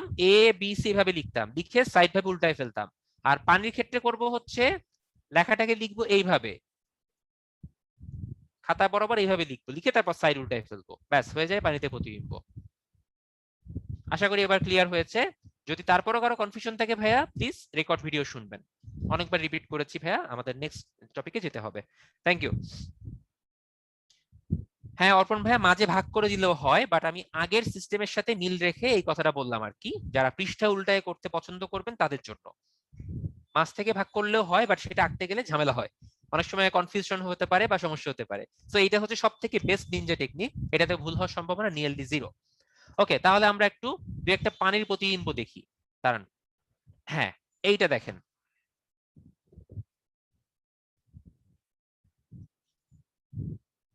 আচ্ছা এইটা দেখি, একটা নর্মাল লেটার আছে, সেটাকে পানিতে প্রতিবিম্ব করতে হবে। Over Horizon.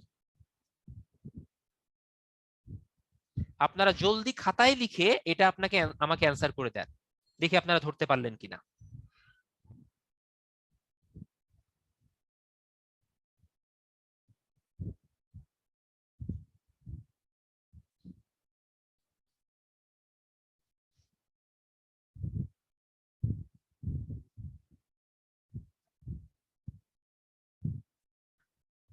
পানিরটা মাঝে মধ্যে একটু অনেক সময় একটু প্রবলেমেটিক লাগতে পারে, যে কেমন যেন। বাট আসলে এই যে খাতা উল্টানোর যে কথা বললাম বা প্রশ্ন উল্টানোর যে কথা বললাম, এটা ফলো করলে আশা করি এটা সমস্যা হবে না, এখানে ভুল হওয়ার সম্ভাবনা প্রায় জিরো, হয় না। আচ্ছা আমি ম্যাক্সিমাম অ্যান্সার দেখতে পেয়েছি ডি এর পক্ষে, আমি এ এর পক্ষেও একটা দেখতে পেলাম,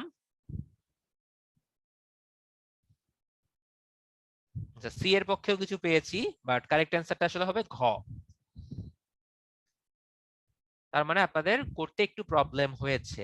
কোনো সমস্যা নাই ভাইয়া, বাসার খাতাটায় আমি আরেকবার বলি, আর একবার বলতেছি, এটা মনে করেন আপনার খাতা, খাতায় আপনি ওভার হরাইজন এভাবে লিখে ফেলেন, মানে এই বরাবর লিখে ফেলেন। নর্মালি লিখেন কিভাবে? এই বরাবর না, সেটা না করে এই বরাবর লেখেন, লিখে তারপর পৃষ্ঠাটা উল্টান।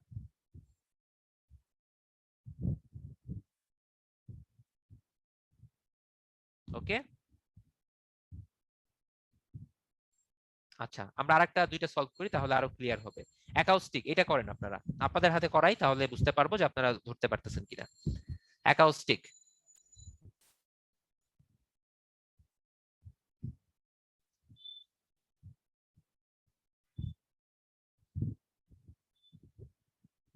সময় নেন সমস্যা নাই, একদম সলিড নাম্বার, এখান থেকে ভুল হয় না মানুষের, খুব ইজি এগুলা।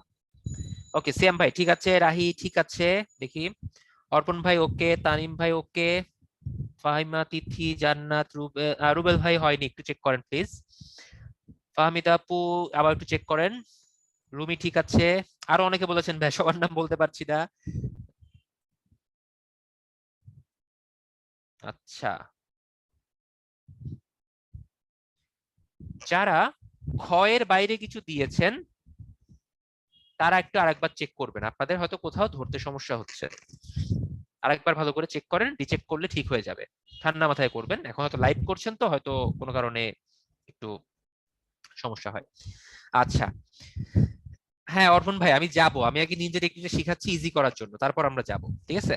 আচ্ছা আচ্ছা, এবার দেখি তাহলে কি করা যায়।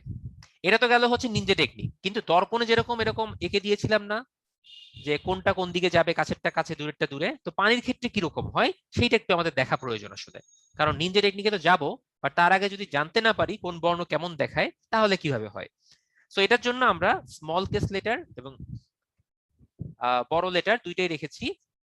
একটু দেখি তাহলে কিভাবে আমরা করব। ছোট চারটা জিনিস চিন্তা করি, মনে করেন ABCD, এটাকে আমি নিচে নিয়ে আসলাম। সেটা পানির প্রতিবিম্ব কেমন হবে জানেন? পানির প্রতিবিম্ব সবসময় লম্বালম্বি হয়, ওই যে পৃষ্ঠা লম্বালম্বি উল্টাবো একটু আগে বললাম। সো এটা হয়ে যাবে হচ্ছে আপনার, এখানেও সেম জিনিস ভাইয়া, কাছের জিনিস কাছে, দূরের জিনিস দূরে, তার মানে এ এর মাথা উপরের দিকে দূরে আছে, নিচের দিকেও এ এর মাথা দূরে থাকবে, সো এ হয়ে যাবে এইরকম, ঠিক আছে? বিটা হয়ে যাবে এই বি এইভাবে, এখানে এই সি এর মাথাটা চলে যাবে কিভাবে হবে এইভাবে দেখেন। আর ডিটা কেমন হবে? ডিটা চেঞ্জ হয় না ভাইয়া, ডিটা সেম থাকে, এখানেও কিছু প্রতিসম দু একটা আছে। সিমিলার প্রতিটা লেটার আপনি একটু উল্টো করে আঁকানোর চেষ্টা করেন তাহলে ধরতে পারেন ব্যাপারটা। যেমন এই যে ছোট হাতের বি, এই বিটা কি থাকবে? লম্বা লেটার কিন্তু লম্বাই থাকবে, এটা চেঞ্জ হবে না। এই যে উপরের অংশটা সেটা উপরের দিকেই থাকবে, নিচের অংশটা নিচের দিকেই থাকবে, সো এটা হয়ে যাবে এইরকম। দেখেন চিত্রের সাথে মিলতেছে কিনা।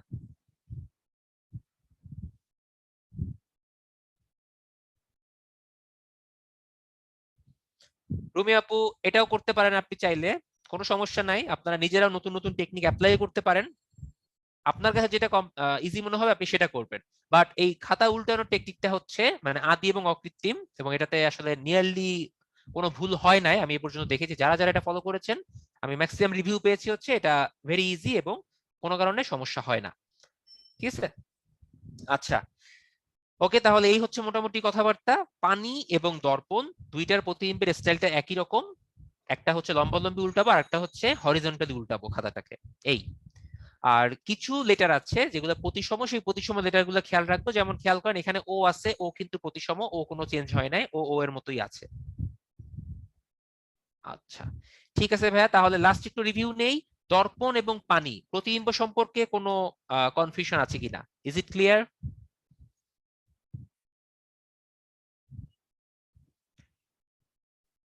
অর্পণ ভাইয়া ছোট অক্ষরের ও আসলে প্রতিসম হওয়ার কথা না, কারণ ও হচ্ছে খেয়াল করে দেখেন, এই যে ওটা লিখছে না, দুই সাইডে কালিটা একটু গাঢ়, উপরের কোণার নিচের কোণার কালিটা একটু হালকা, তো এই কারণে চেঞ্জ হয়ে যায়। কিন্তু প্রশ্নপত্রে যখন প্রণয়ন করা হয় বা আপনি যখন লিখবেন ওটা আসলে খুব একটা ডিফারেন্স করে না, সো কাইন্ড অফ প্রতিসম বলা যায়, ঠিক আছে? এটা হচ্ছে প্রশ্নটা কিভাবে প্রিন্ট করা হয়েছে আপনার ওই পরীক্ষার খাতা পরীক্ষার প্রশ্নে, সেটার উপর ডিপেন্ড করবে।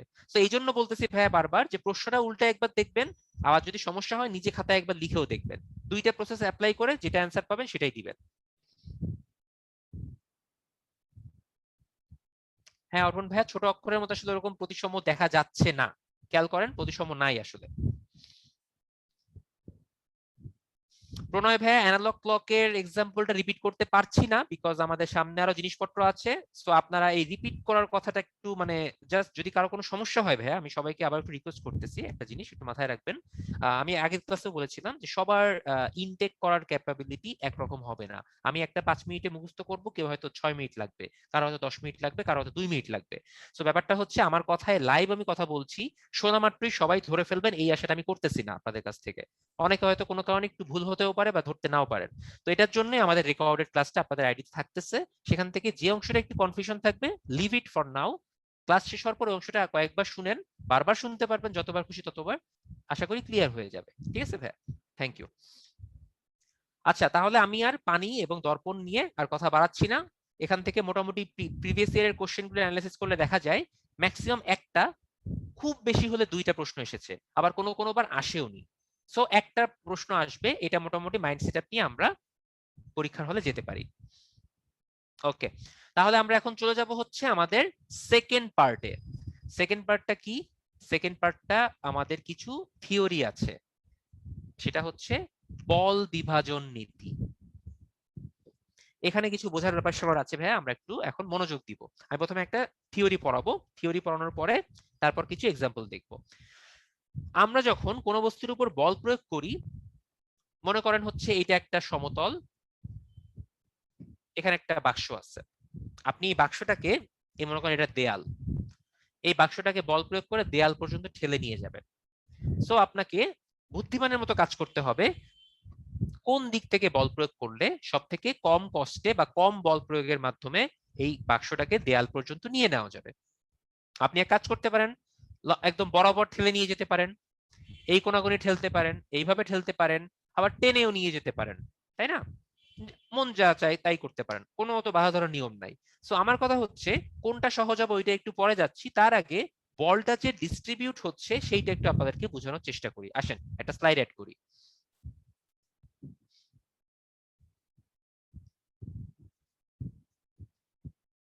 প্রথম ক্ষেত্র, মনে করেন এটা হচ্ছে একটা বক্স, এটা একটা ওজন আছে, অ্যাকচুয়ালি ভর আছে, কিন্তু ওজন আমরা চিন্তা করব W = mg। এটা কি আমরা জানি নাকি নতুন কিছু লিখতাম? বিজ্ঞানে পড়া হয়ে গেছে, আই হোপ এগুলো আপনাদের। W = mg আশা করি জানি সবাই। ওকে, আচ্ছা, সো যখন আপনি কোনো একটা বস্তুর উপর মনে করেন এই কোণা বরাবর একটা বল প্রয়োগ করতেছেন, সাপোজ কোনো একটা অ্যাঙ্গেল করে, এই অ্যাঙ্গেলটা মনে করি হচ্ছে ভূমির সাথে থিটা কোণ করবে। সো এই বলটাকে যদি আমি একটু পিছনের দিকে বাড়াই, এই কোণটা কি থিটা হবে?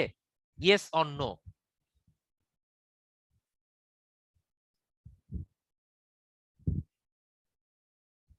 ভাইয়া গাণিতিক যুক্তি অংশে চলে গেছি, কিন্তু জ্যামিতির প্রশ্নে চলে গেছি, সবার বলতে হবে। চুপচাপ থাকলে আমি হবে না, সবার কাছ থেকে শুনতে হবে আমার। সবাই সবাই জলদি, সবাই রেসপন্স করেন।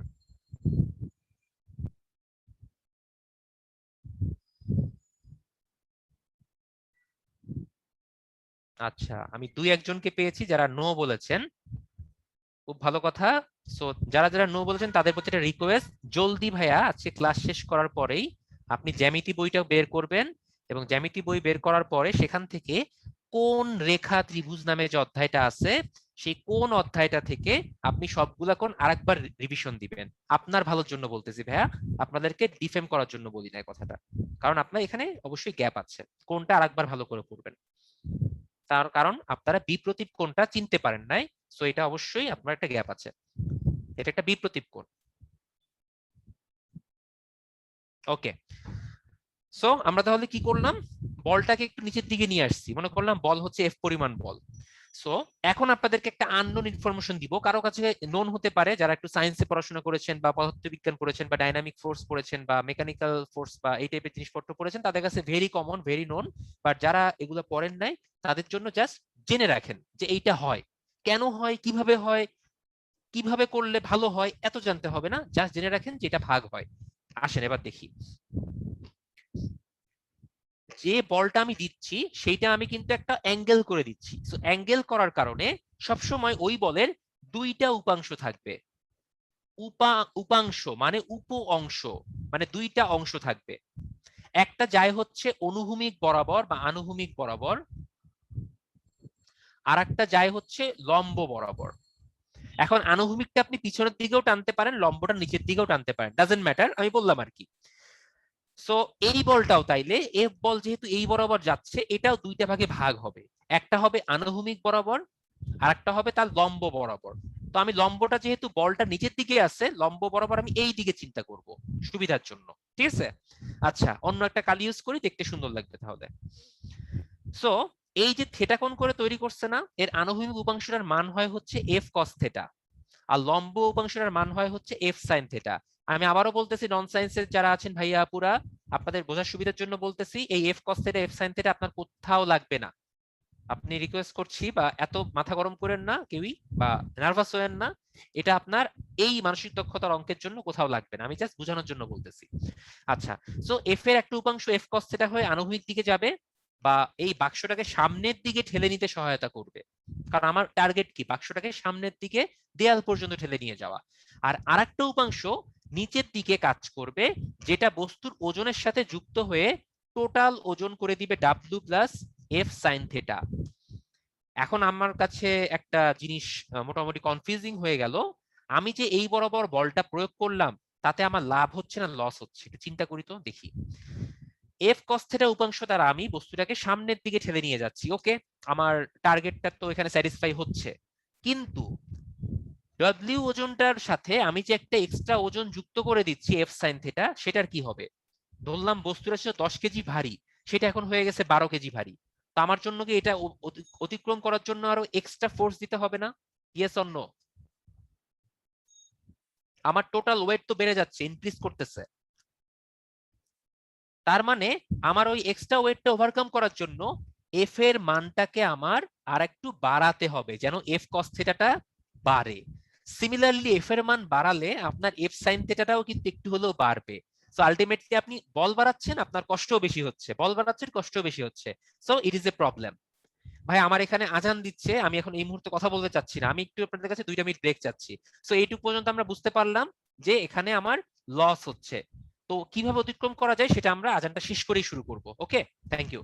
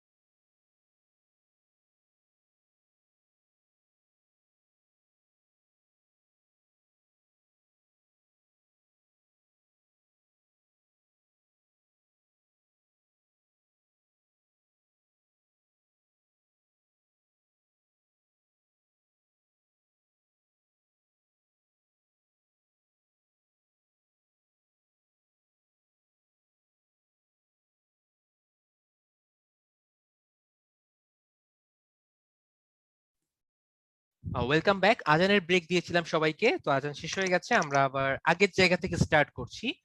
তো সবাই একটু আবার মনোনিবেশ করি যে জায়গাটা আমরা ছিলাম। ওকে, আমরা এতক্ষণ কথা বললাম হচ্ছে বল প্রয়োগ করা নিয়ে, যে বল প্রয়োগ করার ফলে এফ সাইন থেটা হয়ে আমার কি হয়েছে, ওজনটা বৃদ্ধি পেয়েছে। সো এটা আমার জন্য লস। তাহলে আমার লাভটা কিভাবে হবে সেটা এখন বের করার চেষ্টা করি, আসেন। এটা কিন্তু এক অর্থে আমি বলতে পারি আমি বস্তুটাকে ঠেলে নিয়ে যাচ্ছি, বলতে পারি না? দেখেন তো, ঠেলা গাড়ি কি হয়, পিছন দিয়ে ঠেলে না, সামনে দিয়ে টানে, ওটা ভুলে যান, ঠেলে নিয়ে যাচ্ছি। Yes or no?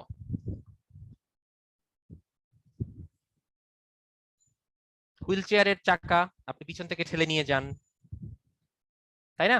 ব্যাপারটা এরকম আর কি। হ্যাঁ, আমরা ঠেলে নিয়ে যাচ্ছি। আচ্ছা, এবার মনে করি এই বক্সটা আছে, এটার ওজন নিজে দিয়ে কাজ করতেছে, ডব্লিউ সমান সমান এমজি। আমি এটাকে এই বরাবর বল প্রয়োগ করেছি বা টেনে নিয়ে যাচ্ছি। যেমন ট্রাভেল ব্যাগ বা ট্রলি ব্যাগ আপনারা যেগুলো করেন, টেনে নিয়ে যান। খেয়াল করে দেখেন, এই ঈদের ছুটিতে বাসা বাড়িতে যান বা যেখানেই যান না কেন, কি করেন, ট্রাভেল ব্যাগ গুলাকে আমরা কিন্তু টেনে নিয়ে যাই, ব্যাগটাকে পিছনে রেখে সামনের দিকে হ্যান্ডেল টেনে নিয়ে যাই, এরকম অ্যাঙ্গেল করে।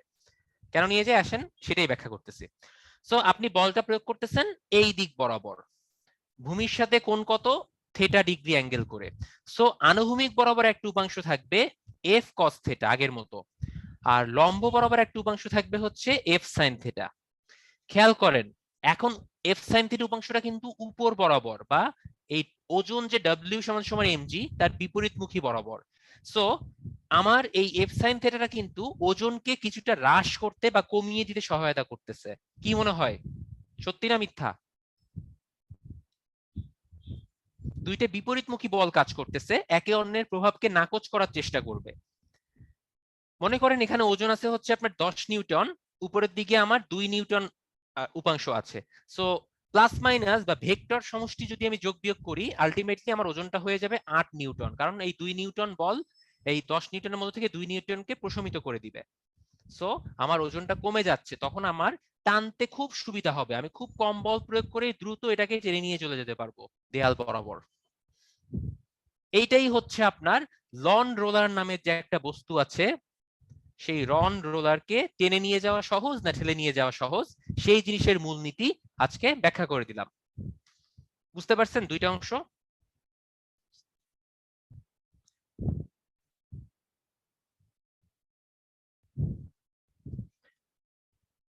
ওকে, আচ্ছা, থ্যাংক ইউ এভরিওয়ান যারা যারা বুঝেছেন। তো আমার কথা হচ্ছে, এরকম আরো কিছু উদাহরণ আছে, যেমন হচ্ছে এরকম টেনে নিয়ে যাওয়াটা যে কত সুবিধাজনক। যেমন আপনার হচ্ছে পালতোলা নৌকা অনেক সময় বাতাসের অভাবে কিন্তু ওই যে চরের কাছে বা তীরের কাছে গিয়ে গুণ টেনে নিয়ে যায়। ছোটবেলায় ছবি আঁকতেন না, যে নৌকার গুণ টানার ছবি, ক্লাস 4, 5, 6, 7 এর সময় আঁকতাম আমরা। তো ওই রকম আর কি, সেই গুণ টানাও কিন্তু এই কারণেই হয়, এইভাবে টেনে নিয়ে যায় যেন টেনে নিতে সুবিধা হয়। আচ্ছা, তাহলে আমরা একটু এখন ভিতরের দিকে প্রবেশ করি, স্লাইডের দিকে। যা যা বললাম ভাইয়া সেগুলো আসলে এখানে বলা ছিল, বাট আমি ছবি এঁকে একটু বুঝিয়ে দিলাম। ওকে, আচ্ছা, তাহলে এবার এই 37তম বিসিএস এর প্রশ্নের অ্যান্সার দেন। আপনারাই বলেন কি হবে এটার অ্যান্সার।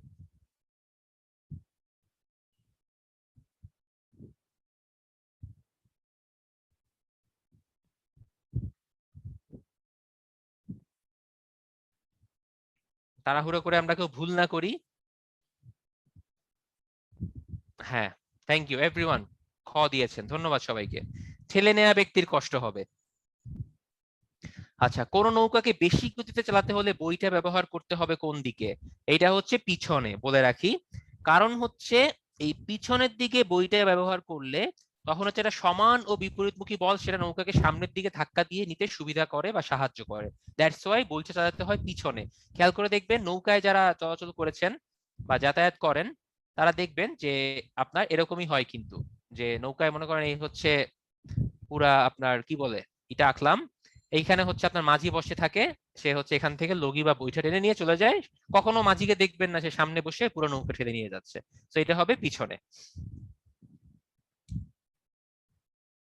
ওকে, তো এইটা হচ্ছে আবার সেই সেম কথা ভাইয়া, রোলারকে টানতে হবে।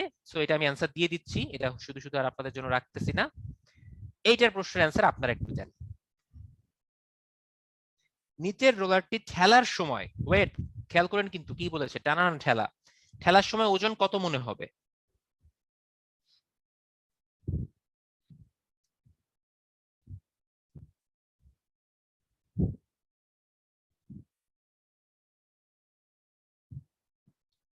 খুবই সহজ ভাইয়া, এতক্ষণ যা বুঝাইলাম সেটার পরিপ্রেক্ষিতে একটা প্রশ্ন।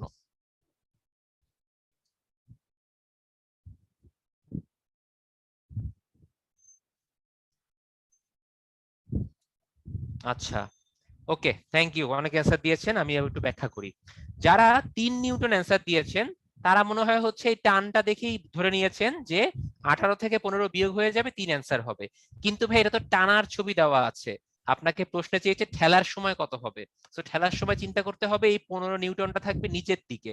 সো 18 প্লাস 15 সমান সময় 33 নিউটন, 33। ছবিটা দিয়ে আপনাকে কনফিউজ করে দিয়েছে যারা যারা 3 নিউটন দিয়েছেন। আমি বিশ্বাস করতেছি যে সবাই বুঝেছিলেন, বাট এই ছবিটা দেখার কারণে হয়তো কনফিউজ হয়ে গেছেন। সো কনফিউজড হওয়া যাবে না, এটা টানার ছবি, আমরা ঠেলা নিয়ে চিন্তা করব। ওকে, এবার আসি কিছু যন্ত্রাংশ নিয়ে, আমাদের আজকে একদম লাস্ট টপিক যন্ত্রাংশ।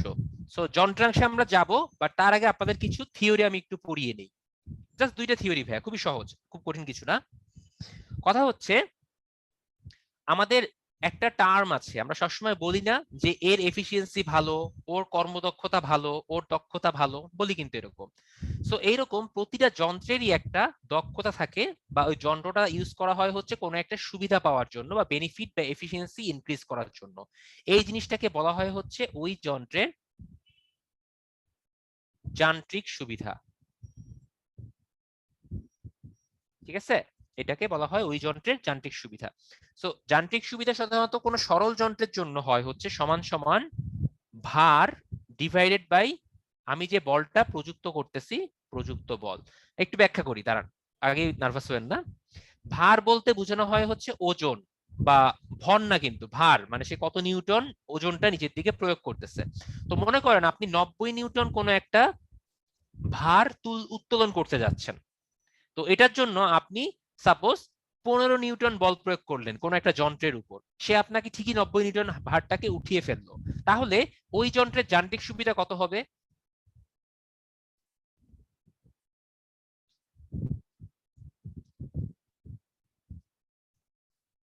গুড, ইয়েস, 90 ডিভাইডেড বাই 15 সমান সমান 6। সো এইটাই হচ্ছে যান্ত্রিক সুবিধার ব্যাপার।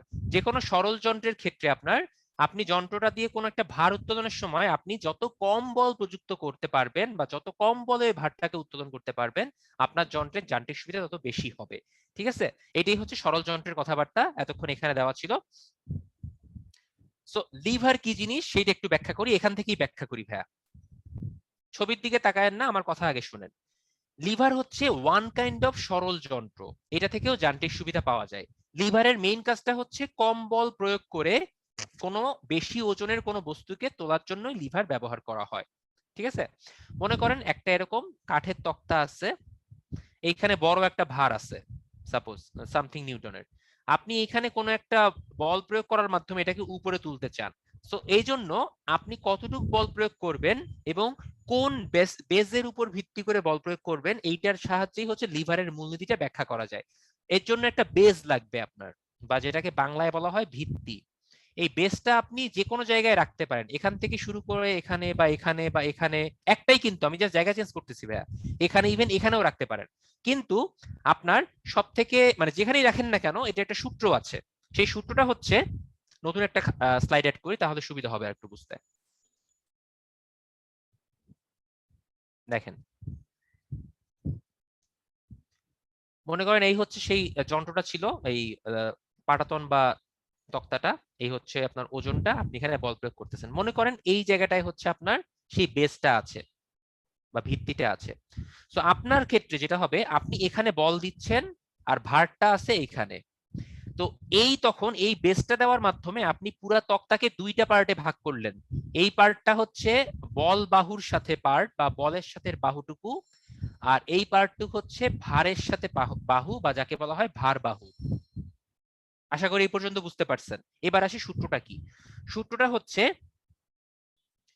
বল ইনটু বল বাহু সমান সমান ভার ইনটু ভার বাহু, সিম্পল এজ দ্যাট।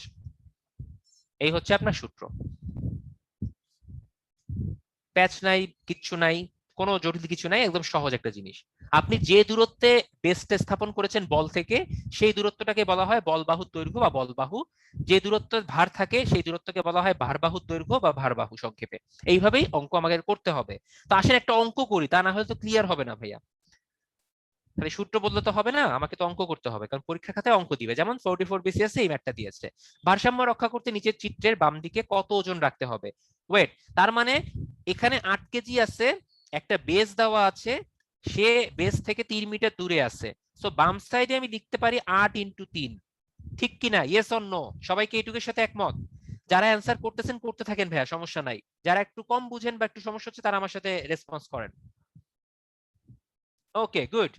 আর অন্যদিকে থাকবে হচ্ছে, এখানেও তো একটা আমি বল প্রয়োগ করবো, ভার রাখবো, আমি জানি না, ধরলাম সেটা ডব্লিউ, তার দৈর্ঘ্য হচ্ছে 4 মিটার, মানে ডব্লিউ ইন্টু 4। ব্যাস, এই ইকুয়েশন থেকে, আচ্ছা বাংলায় লিখি ভাইয়া, হ্যাঁ, এটা ইকুয়েশন থেকে আপনি সুন্দর করে বের করতে পারবেন, এটা আসবে 6 কেজি। বুঝতে পারছেন ভাইয়া? খুবই সহজ, আশা করি কোনো কঠিন কিছু না এটা। হ্যাঁ নাজমুল ভাইয়া, মোমেন্ট নির্ণয়ের মতো আর কি। আচ্ছা, তাহলে এবার আপনাদের কাছে আমি আরেকটা প্রশ্ন করি, সেইটা হচ্ছে, এটা আপনারা পারবেন, 38 বিসিএস এর প্রশ্ন, এটা আপনাদের জন্য এইচডব্লিউ দিয়ে দিলাম, এটা আমি আর করে দিব না, দরকার নেই, একই সেম জিনিস। এইটা আমরা এখন করব। খেয়াল করেন, এই সাইডে দুইটা ভার দেওয়া আছে, এই সাইডে একটা দেওয়া আছে। এখন আমরা কি করব? আমাকে ধরেন যে ভাই এই তো আপনি এই জিনিস তো পড়ান নাই, তাহলে প্রশ্ন কেন দিচ্ছেন? হ্যাঁ ধরতে পারেন, সমস্যা নাই, কিন্তু আমি উত্তরটা দিয়ে দিচ্ছি। এটাও একই জিনিস ভাই, সহজ। ব্যাপারটা হচ্ছে আপনার ডান সাইডে যেহেতু একটা মাত্র ভার আছে, আমি ডান সাইডটাকে ক্লিয়ার করি। আমাকে জিজ্ঞাসা করেছে কত পাউন্ড এখানে বসাতে হবে, আমি জানি না, সো ধরে নেই ডব্লিউ। দৈর্ঘ্যটা হচ্ছে 10, সো ডান সাইডে ডব্লিউ ইন্টু 10 সমান সমান, বাম সাইডে দেখেন দুইটা ভার আছে, সো আমি কি করব, দুইটা ভার যোগ করে দিব, 20 প্লাস 30। হ্যাঁ অনেকে করতে পারেন, কিন্তু না, এটা করা যাবে না। 20 নিউটন বা 20 পাউন্ডের যে ভারটা, সেটা 10 ফিট দূরত্বে আছে, সো 20 ইন্টু 10। এটা ছিল আমার নরমাল সূত্র, একটা একটা থাকলে। যেহেতু বাম সাইডে দুইটা আছে, তাই একটা প্লাস দিব, দিয়ে সেম জিনিস আবার 30 পাউন্ডেরটা দূরে আছে 5 ফিট দূরত্বে, সো 30 ইন্টু 5। এখান থেকে এবার ডব্লিউ বের করেন। যদি ডান সাইডে দুইটা থাকতো, ডান সাইডেও এরকম একটা দিয়ে প্লাস দিয়ে আর একটা বসাতাম। যদি তিনটা থাকতো, তিনটা প্লাস করতাম। 100টা থাকলে 100টা প্লাস করতাম, একটা থাকলে একটা বসাবো। জলদি তাহলে অ্যান্সারটা বলেন, কত হবে? গুড, অনেকে বলে ফেলছেন। হ্যাঁ 35। তো লিভার নিয়ে কি কোনো কনফিউশন, বা যান্ত্রিক সুবিধা নিয়ে কোনো কনফিউশন?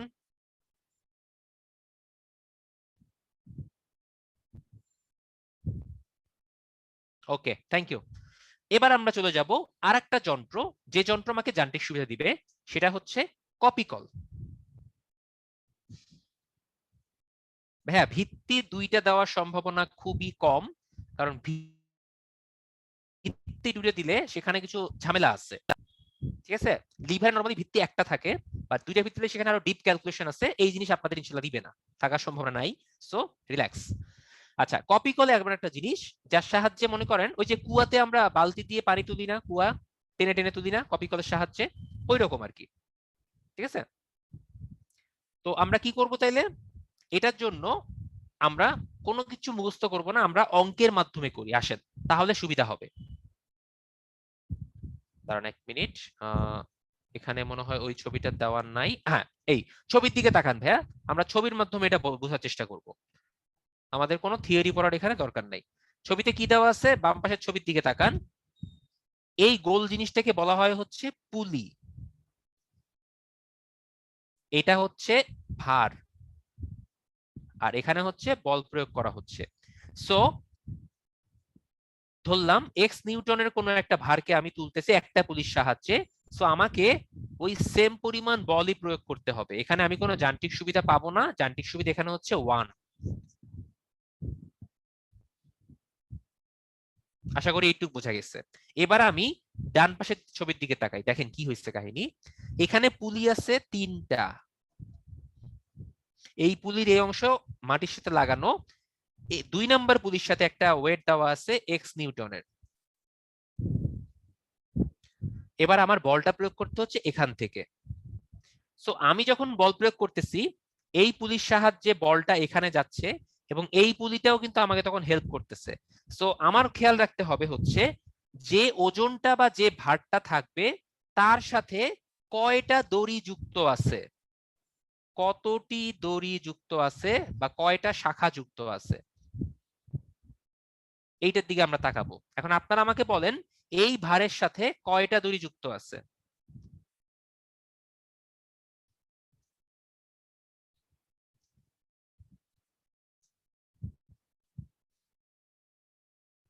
আচ্ছা, মাল্টিপল অ্যান্সার পেয়ে গেছি, 1 2 4 সবই পাইছি। ভাইয়া একটা তো কোনোভাবেই হবে না। এই ভারের সাথে দেখেন এই পুলির সাথে দুই সাইডে দুইটা দড়ি আছে না, খেয়াল করেন, এই একটা এই একটা, অ্যান্সার হবে 2। 4ও না ভাইয়া, এটা তো অনেক দূরে, এটা তো পরে এই কপি কলের সাহায্যে চলে গেছে, বা এই পুলির সাথে এইটা, এই ভারটা এই পুলির সাথে লাগানো, তাহলে এই পুলির সাথে দড়ি হচ্ছে একটা দুইটা। সো আমার এখানে হচ্ছে দুইটা দড়ি যুক্ত আছে ভারের সাথে। সো আমার তখন বলটা হচ্ছে ওই অনুপাতে ভাগ হয়ে যাবে, তখন বল হবে ভার ডিভাইডেড বাই দড়ির সংখ্যা। সো ভার যদি হয় এক্স, দড়ির সংখ্যা দুইটা, x/2। বোঝা গেল? যদি ভারের সাথে তিনটা দড়ি যুক্ত থাকতো x/3, 100টা থাকলে x/100। আসেন একটা ম্যাথ দেখি। Which person must pull harder to lift the weight? এই ব্যক্তিটা এখানে বসে টানতেছে 20 কেজির একটা ওয়েট, এখানে একটা পুলি আছে, এখানে হচ্ছে ডিরেক্ট এই পুলির সাথে, এখানে এই একটা পুলি এই একটা পুলি, দুইটা পুলি আছে। এবার আপনি বলেন কার বেশি জোরে টানতে হবে।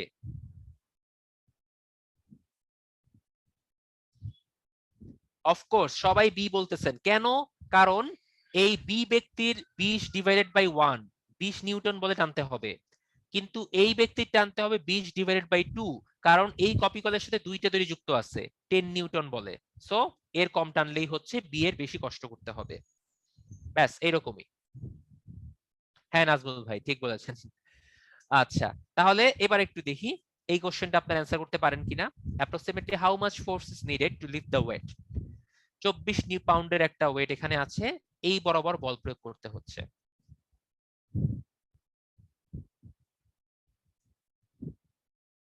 এটাও ইজি, এটা নিয়ে আর কোনো কনফিউশন নাই, ভারের সাথে দুইটা দড়ি আছে, সো হাফ হয়ে যাবে 12 pound. Good, thank you everyone. আচ্ছা, ওকে, আমাদের মোটামুটি ভাইয়া বোঝার জিনিসপত্র শেষ। এখন আসেন ভাইয়া, দুইটা এই যে এই একটা এই একটা,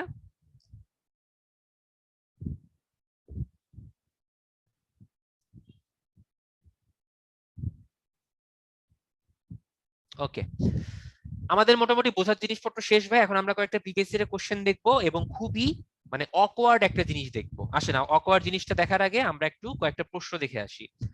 পিস্টনের আয়তন যত বাড়ে ইঞ্জিনের শক্তি তত বাড়ে, কথাটা সত্য নাকি মিথ্যা? কথাটা সত্য, কারণ পিস্টনের আয়তন বৃদ্ধির সাথে সাথে এর যে মানে যেটা যে ইঞ্জিনগুলো হচ্ছে অন্তর্দহ ইঞ্জিন বা ইন্টারনাল এক্সপ্লোশন যে ইঞ্জিনগুলো আছে সেগুলোর গতিশক্তি বাড়ে। সো এই কথাটা সত্য। এটা 40 রিটেন বিসিএস এসেছিল, এটা লিখিত পরীক্ষা এসেছিল, কিন্তু এটা প্রিলি না ভাইয়া, এটা লিখিততে এসেছিল। খুবই কনফিউজিং ছিল, অনেকে পেরেছে অনেকে পারে নাই, মেকানিক্যাল ইঞ্জিনিয়ারিং এর যারা তারা একটু সহজে পেরেছে ওইরকম আর কি। তারপর প্রশ্ন দেখেন, ইঞ্জিনে পিস্টনের আকার ছোট করে ইঞ্জিন থেকে প্রাপ্ত শক্তি অপরিবর্তিত রাখতে হলে, মনে করেন একটা পিস্টন ছিল এরকম, আপনি পিস্টনের আকার ছোট করে ফেললেন, তাহলে কি আপনার শক্তি তো কমে যাবে। এখন আপনার শক্তি অপরিবর্তিত রাখতে হলে আপনি এক কাজ করতে পারেন, এই সাইজের পিস্টন দুইটা করে ফেললেন, তাইলে আবার সেম লেন্থ পাইলেন, তার মানে পিস্টনের সংখ্যা বাড়াতে হবে, কারণ পিস্টনের আয়তন কমলে কিন্তু শক্তি কমে যাবে। আচ্ছা, হাইব্রিড গাড়ি অতিরিক্ত শক্তি পায় কোত্থেকে? এটা হচ্ছে ইলেকট্রিফিক্যালি বা ইলেকট্রিসিটির মাধ্যমে, বৈদ্যুতিক ভাবে। এটা একটু জেনে রাখেন ভাইয়া, সুবিধা হবে। আচ্ছা, এবার আসি সব থেকে অকওয়ার্ড জিনিসে, সেটা হচ্ছে এই ছবিগুলা। আমাকে এখানে ভাই এক্সকিউজ করতে হবে, এই ছবি মুখস্থ করার কোনো নিনজা টেকনিক নাই, কোনো কিছু আমারও জানা নাই। আমার পরীক্ষার সময় আমি নিজেও এগুলা ছেড়ে দিয়ে গেছি, যে আসলে একটা ছেড়ে দিব, কিছু করার নাই ভাইয়া। রিটেনে মাঝে মধ্যে আসে, প্রিলিতে মোস্ট অফ এগুলো আসে না, এটা রিটেনের জন্য। প্রিলিতে আসতে খুব কম দেখা গেছে, একটা দুইটা খুব রেয়ার। এখন আপনারা বলেন ভাইয়া, কোন হ্যামারটা কোন কাজে লাগে, এটা কি আমি আপনি বুঝতে পারবো? আমরা কি এগুলো ইউজ করি? এই ব্রিক হ্যামার দিয়ে যে আপনার ইট ভাঙতে হয়, এটাকে আমি আপনি চিনবো?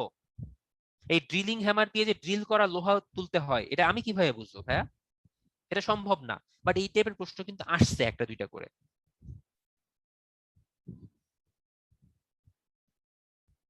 ভাইয়া পিস্টন হচ্ছে কোনো অন্তর্তহ ইঞ্জিনের ভিতরে এমন একটা অংশ যেটা হচ্ছে আপ ডাউনের মাধ্যমে হচ্ছে কোনো কিছুর উপর চাপ বাড়ায়, কোনো কিছুর উপর চাপ কমায়, ঠিক আছে, আয়তনের উপর ডিপেন্ড করে।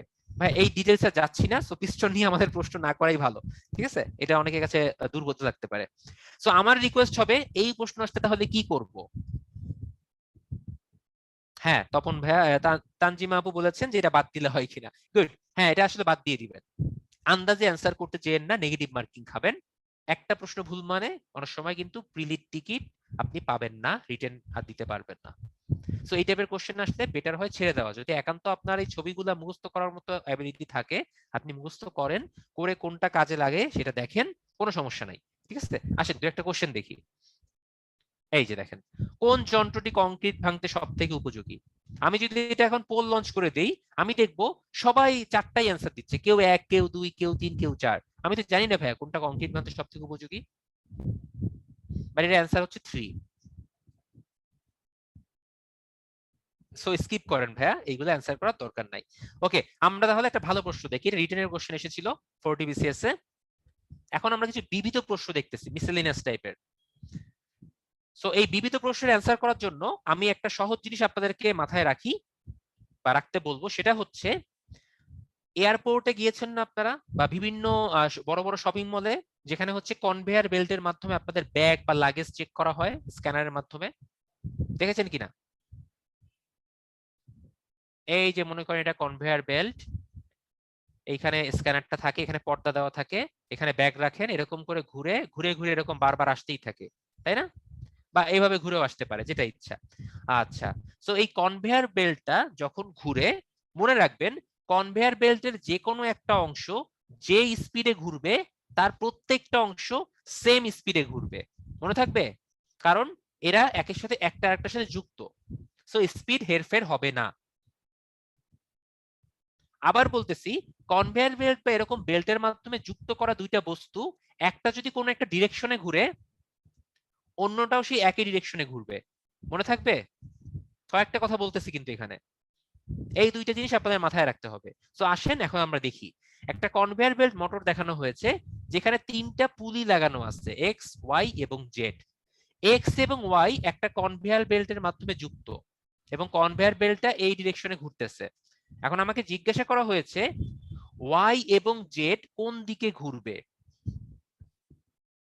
আপনারা এখন একটু অ্যান্সার দেওয়ার চেষ্টা করেন দেখি, ওয়াই এবং জেড কোন দিকে ঘুরবে? এই এক্স ঘুরতেছে কিন্তু এই বরাবর, মানে ক্লকওয়াইজ। তাহলে ওয়াই কি ক্লকওয়াইজ ছাড়া অন্য কোনো ডিরেকশনে ঘুরতে পারবে? পারবে না, কারণ সেম ডিরেকশনে ঘুরতে হবে। সো ওয়াই ও ক্লকওয়াইজ ঘুরবে। এখন খেয়াল করে দেখেন, ওয়াই এর সাথে আবার জেড কানেক্টেড, তার মানে ওয়াই যেদিকে ঘুরবে জেড ও সেদিকে ঘুরবে। So both will move to counter clockwise. So এই স্পিড সেম হবে, ডিরেকশন সেম হবে, এই দুইটা জিনিস মাথায় রাখলে এই টাইপের জিনিসগুলা ইজিলি অ্যান্সার করতে পারবেন। আচ্ছা, আমরা তাহলে আরেকটা কোশ্চেন দেখি। এইখানে তিনটা পুলি দেওয়া আছে, খাঁচকাটা পুলি। এই খাঁচকাটা পুলির জন্য একটা কাহিনী আছে, এখানেও দুইটা জিনিস মাথায় রাখতে হবে। এগুলো ভাই রিটেনে বেশিরভাগ সময় আসে, তাও আমি পড়িয়ে দিচ্ছি, দরকার হতে পারে, রিটেতেও আসতে পারে। মনে রাখবেন এই খাঁচকাটা পুলির ক্ষেত্রে, মনে করেন এ 1 নাম্বার পুলি, এ 2 নাম্বার পুলি, এ 3 নাম্বার পুলি। মনে রাখবেন 1 নাম্বার যেদিকে ঘুরবে, 2 নাম্বার তার অপোজিটে ঘুরবে, কিন্তু 3 নাম্বার সেম ডিরেকশনে ঘুরবে, 4 নাম্বার অপোজিটে ঘুরবে, 5 নাম্বার সেম ডিরেকশনে ঘুরবে। আর যাওয়ার দরকার আছে না? ধরতে পারছেন ব্যাপারটা?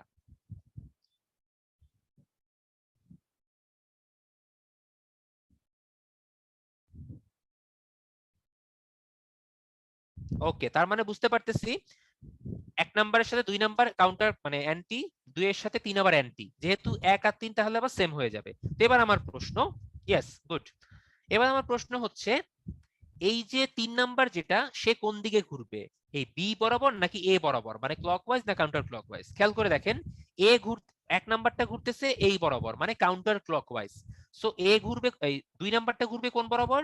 ক্লকওয়াইজ, তাহলে 3 নাম্বারটা ঘুরবে কোন বরাবর? কাউন্টার ক্লকওয়াইজ, তার মানে এ ডিরেকশনে। বোঝা গেল কি না গেল? একটু রেসপন্স করি।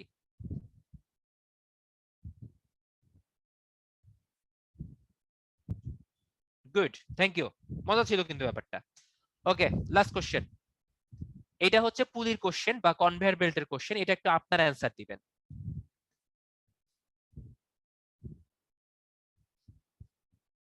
If drive wheel X rotates clockwise at a speed of 10 rpm, rpm মানে revolution per minute, এটা একটা আপনার রিভলিউশনের একক। How does wheel Y turn? X ঘুরতেছে clockwise 10 rpm এ। আমি কি বলেছিলাম ভাইয়া, একটা পুলির মধ্যে সরি কনভেয়ার বেল্টের মধ্যে যারা যারা থাকবে সবাই একই ডিরেকশনে ঘুরবে, তাহলে Y কোন ডিরেকশনে ঘুরবে?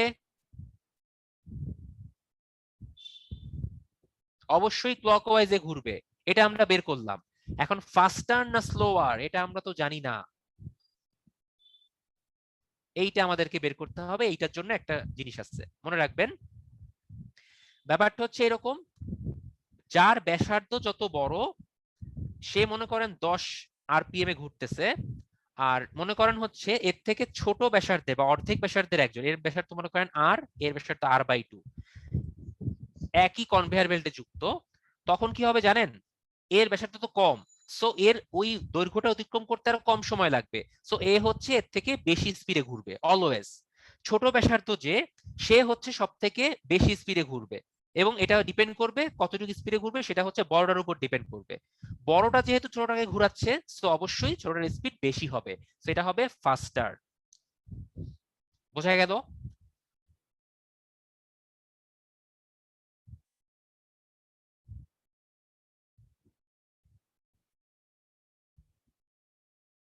ওকে, যদি বোঝা যায় আজকে এ পর্যন্তই। ক্লাস ছিল মোটামুটি দুইটা টপিকের উপরে, একটা হচ্ছে প্রতিবিম্ব, অর্থাৎ দর্পণ এবং পানি নিয়ে আমরা প্রতিবিম্ব দেখেছি। সো ওই অংশটা আমাদের একটা বা দুইটা কোশ্চেন আসতে পারে, খুব সুন্দর করেই আমরা ওটা ব্যাখ্যা করেছি, এবং ক্লাসের পর বা শেষ হওয়ার পর রেকর্ডেড ভিডিওটা আরেকবার ভালো করে দেখবো অংশের জন্য। এবং এরপরে পড়িয়েছি কি কি জিনিস, বল বিভাজন নীতি, ওই যে টানা সহজ না ঠেলা সহজ সেটা বুঝলাম আজকে আমরা। এরপর দেখলাম হচ্ছে আপনার সরল যন্ত্রের যান্ত্রিক সুবিধা, দুইটা যন্ত্র দেখেছি, একটা হচ্ছে লিভার, লিভার দিয়ে অঙ্ক করেছি। 2 নাম্বার দেখেছি কপি কল, দড়ির সংখ্যা কম বেশি হলে বলের পরিমাণও বাড়বে কমবে।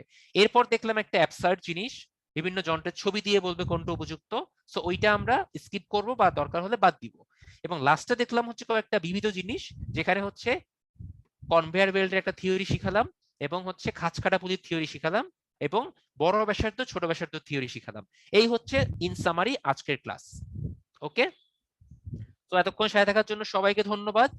ক্লাসটা আরেকবার ভালো করে দেখবেন, এবং ক্লাস শেষে পিডিএফটা আপলোড করা হয়ে যাবে, সেখান থেকে যা যা দরকার দেখে নিবেন, এবং প্র্যাকটিসটা করবেন হচ্ছে অবশ্যই প্রিপারেশন বুকটা ভালো করে আগে ফলো করবেন। সাথে অন্যান্য বই ফলো করতে চাইলে ভাইয়া মোস্ট ওয়েলকাম, কোনো সমস্যা নেই। সবার জন্য অনেক অনেক শুভকামনা, দোয়া, এবং পড়াশোনার সাথে থাকবেন, পড়তে থাকবেন, চেষ্টা করতে থাকবেন, চেষ্টা করলে কখনো কেউ ব্যর্থ হয় না বা বিফলে যায় না। ওকে, সবাইকে ধন্যবাদ, আর কথা বাড়াবো না, শুভরাত্রি। প্যানেলিস্ট ভাই যদি কিছু বলেন। Thank you. ধন্যবাদ ভাইয়াকে সুন্দরভাবে শেষ করার জন্য। একটা পোল লঞ্চ করা হয়েছে, পোলটা একটু দ্রুত রেসপন্স করেন।